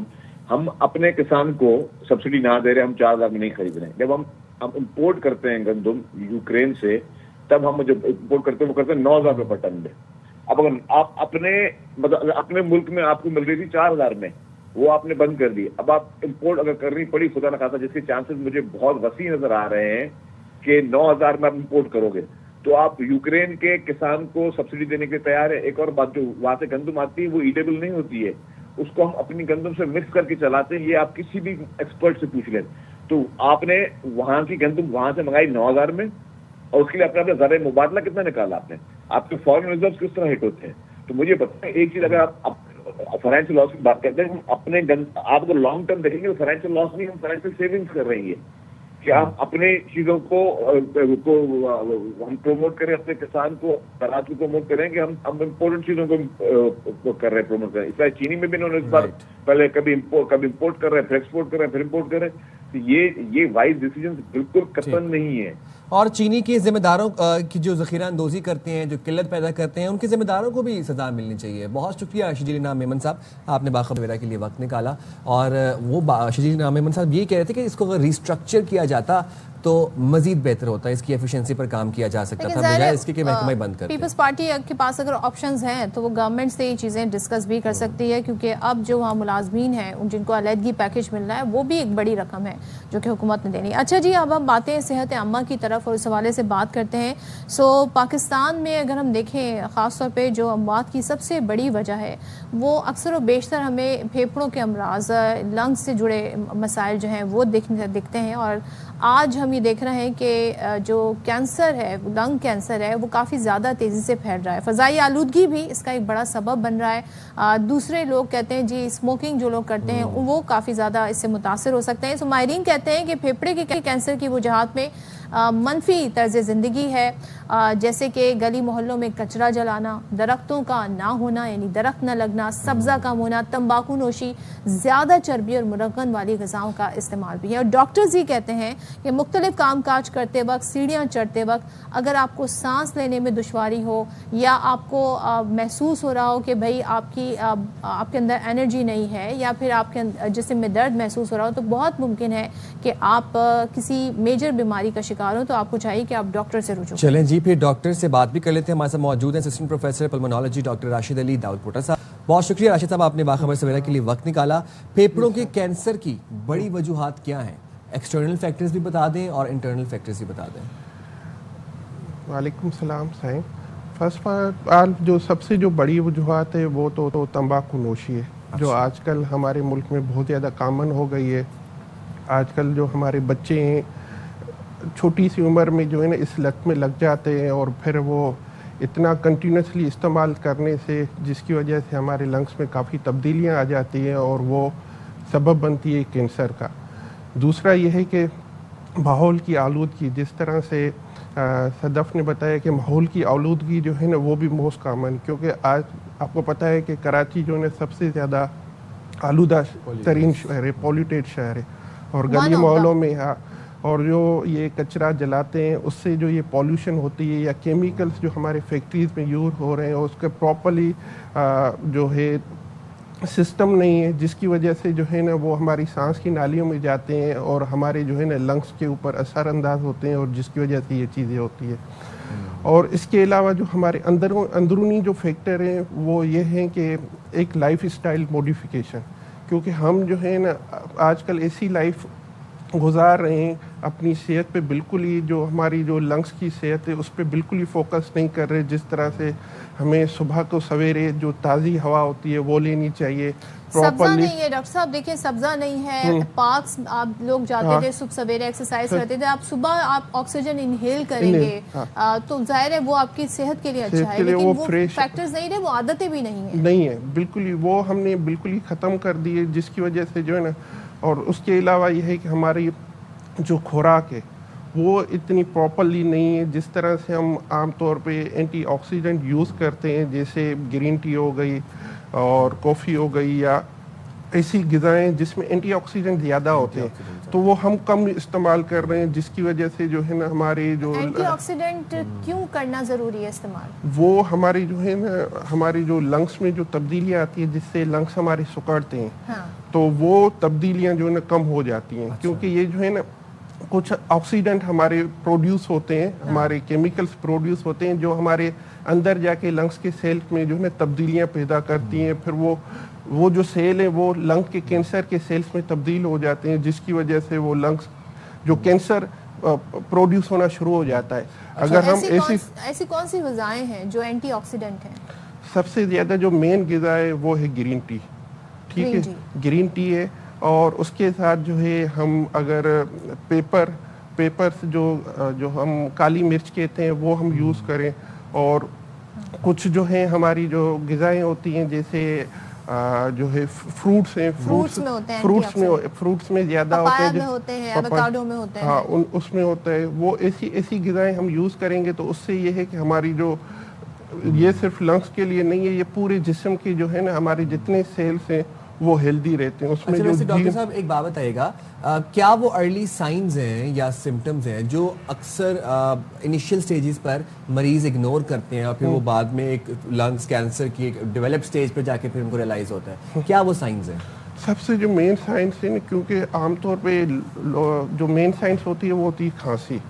اگر لوگوں کو کھانسی ہوتی ہے تو لوگ اس کو اتنا اگنور کرتے رہتے ہیں، تو یہ سب سے مین سائن ہے ہماری جو لنگس میں اگر کوئی بھی چیز پیدا ہوتی ہے۔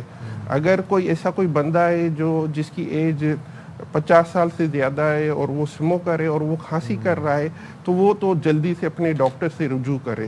پھر اس کے بعد کھانسی کے ساتھ جو ہے نا بلغم میں خون آنا شروع ہو جاتا ہے، ہمارا وزن گرنا شروع ہو جاتا ہے، بھوک کم لگتی ہے، اور پھر جب یہ کینسر اور مزید بڑھ جاتا ہے تو سینے میں درد آنا شروع ہو جاتے ہیں، ہمارے جسم میں گٹلیاں بننا شروع ہو جاتی ہیں۔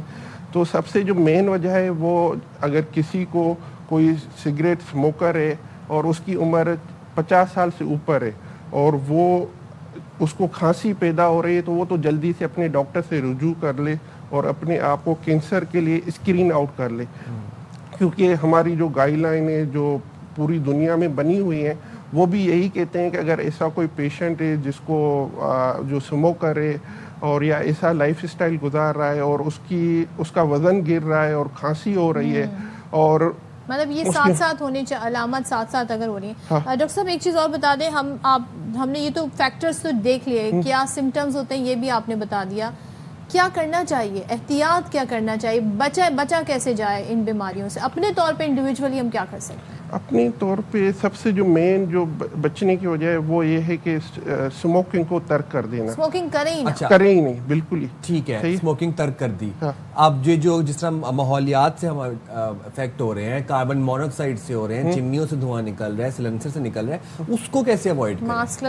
ماسک لگائیں یہ ہے کہ ماسک ہیلپس، مطلب ماسک بہت زیادہ ماسک تو ہیلپ کرتا ہے، کیونکہ اگر آپ کے ماحول میں ایسی کوئی چیز ہے یا آپ ایسی جگہوں پہ جا رہے ہیں جہاں پر یہ چیزیں، پہلے تو یہ ہے کہ کوشش کریں کہ یہ جو ہم لکڑیاں جلاتے ہیں نا، جو عام طور پہ ہمارے اسپیشلی بلوچستان سائڈ پہ یا گاؤں میں دیہات میں یا لوگ جو ہے نا لکڑیوں کے چولہے پہ کھانا پکاتے ہیں یا کوئی ایسی کوئی جیسے تندور میں، تو پہلے تو وہ چیز ہم استعمال نہیں کریں، کیونکہ اس سے جو دھواں نکلتا ہے نا وہ بہت زیادہ جو ہے نا کارسینوجن ہوتا ہے، ہمارے لنگس کو ڈیمیج کرتا ہے اور کینسر کا سبب بنتا ہے، صحیح ہے۔ پر یہ ہے کہ مجبوری ہے اور ہم ایسی جگہوں پہ جا رہے ہیں، جیسے کول ورکر ہمارے جو مزدور ہوتے ہیں وہ ایسی جگہوں پہ کام کر رہے ہیں، تو ماسک سگریٹ کے علاوہ ویسے کوئی ایسی ہیلتھی ایکسرسائز یا کوئی ڈیٹاکس روٹین آپ کے لنگس کے لیے ایسا ہے کچھ؟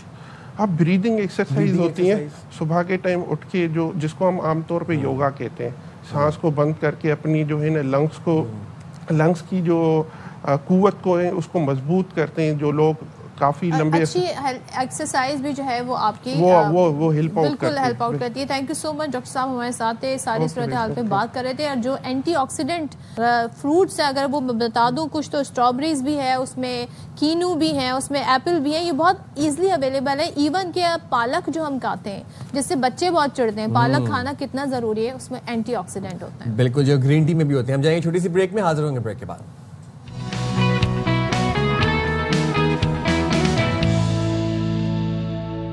Welcome back. اور جس طرح ہم آپ کو خبر دے رہے تھے کہ کراچی میں ایک شخص 2 بچوں سمیت سمندر میں چھلانگ لگا لی اس نے.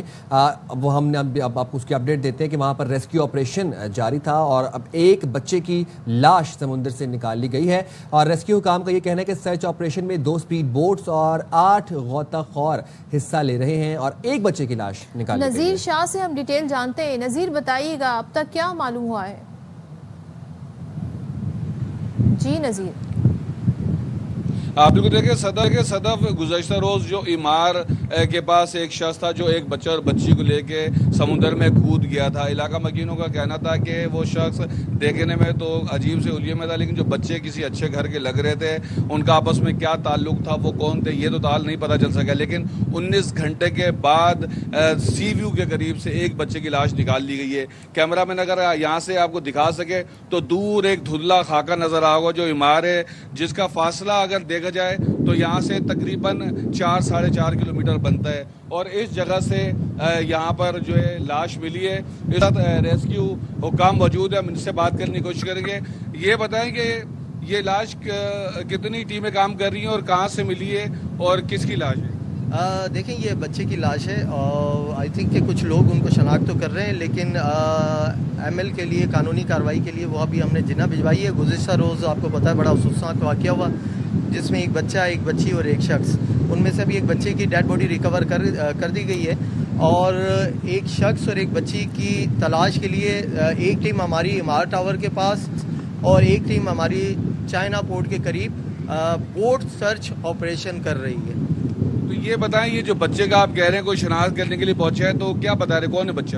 یہاں جو تھے وہ پڑوسی تھے, ابھی تک ان کے کوئی ریلیٹیوز وغیرہ نہیں آئے. کچھ لوگ کہہ رہے ہیں یہ ریلیٹیو ہیں یا نہیں ہے, وہ جنہ میں ابھی پہنچے تو ہوپ فلی دیکھتے ہیں وہاں سے کوئی نیوز ریسیو ہوتی ہے. نام وغیرہ پتہ چلا بچے کا؟ نہیں ابھی تک کچھ بھی نہیں پتہ چلا. دیکھیں بچوں کی شناخت کے بارے میں ابھی تک کچھ نہیں پتہ چل سکا. جو کودنے والا شخص تھا اس کے بارے میں بھی کوئی معلومات حاصل نہیں ہو سکی ہے. پانی آج کافی یہاں پر چڑھا ہوا ہے کیونکہ جہاں ہم کھڑے ہوئے تو کبھی پانی یہاں تک آ جاتا ہے. گزشتہ روز جب وہ وہاں پر سمندر میں کودنے کا افسوسناک واقعہ پیش آیا تھا تو اس وقت جو پانی کا جو بہاؤ تھا, دباؤ تھا, تو اس کے بعد وہاں سے یہ لاش ڈوبتے ہوئے یہاں تک آئی ہے اور اس کے بعد جیسے ہی اوپر آئی ہے تو یہاں سے یہ ایڈی کے جو ریسکیو رضاکار ان کی جانب سے ریکور کی گئی ہے اور مزید جو ریسکیو عمل ہے وہ اس وقت جاری ہے. بالکل, بہت شکریہ نذیر شاہ, آپ ہمیں اپڈیٹ کر رہے تھے. اور جس طرح سے آپ نے دیکھا کہ 4-4.5 کلومیٹر دور سے اب لاش نکالی گئی ہے پانی سے. ابھی بھی اس وقت ریسکیو آپریشن مزید تلاش جاری ہے. ظاہر ایک بچی کے بارے میں بتایا جا رہا ہے اور ایک شخص کے بارے میں, تو ویری سیڈ. اور اس حوالے سے جو اپڈیٹس آئیں گے وہ شیئر کریں گے. ذرا ہم آپ کو یہ بھی بتائیں کہ ابھی جو حالیہ بارشیں ہوئی ہیں, جو مانسون کے اسپیل جاری ہیں, اس نے کتنی تباہ کاری مچائی ہے.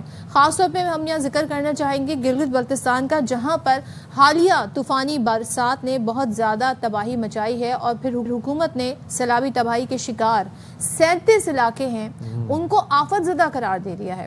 یعنی کہ ضلع دیامیر میں سب سے زیادہ تباہی ہوئی ہے. 12 مقامات پر ایمرجنسی باقاعدہ طور پر نافذ کر دی گئی اور ضلع گلگت میں 9, سکردو میں 4 مقامات آفت زدہ قرار دیے گئے.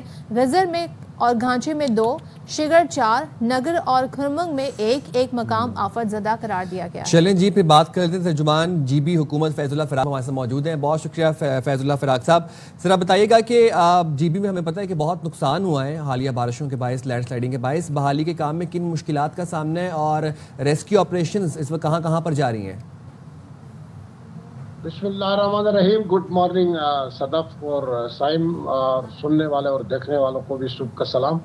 گلگت بلتستان میں گزشتہ سیلابی جو تباہ کاریاں ہوئی ہے اس کے نتیجے میں بہت بڑا نقصان ہوا تھا, جس کی جو لاگت اور تخمینہ لگایا گیا وہ 20 ارب روپے کا نقصان تھا. اس میں روڈ انفراسٹرکچر, سڑکیں, لوگوں کے گھر, لوگوں کے بجلی, پانی, ایریگیشن چینلز تمام تباہ ہوئے تھے. کانچے سے لے کر کندوز, سکردو سے لے کر آگے ضلع گدر اور گلگت کے جوتل, دنور اور سکارکوئی سے لے کر دیامر کا علاقہ, تھک, نیاٹ, بابوسر, تھور, کھنر, کھنبری, تانگیر اور تھک کے اندر بشارہ بابوسر میں ٹورسٹ کی سیاحوں کی گاڑیاں بہ گئی تھی 22, جس کے نتیجے میں 7 لاشیں وہاں سے نکالی جا چکی ہے. واقعوں کے سرچ آپریشن وہاں پہ جاری ہے.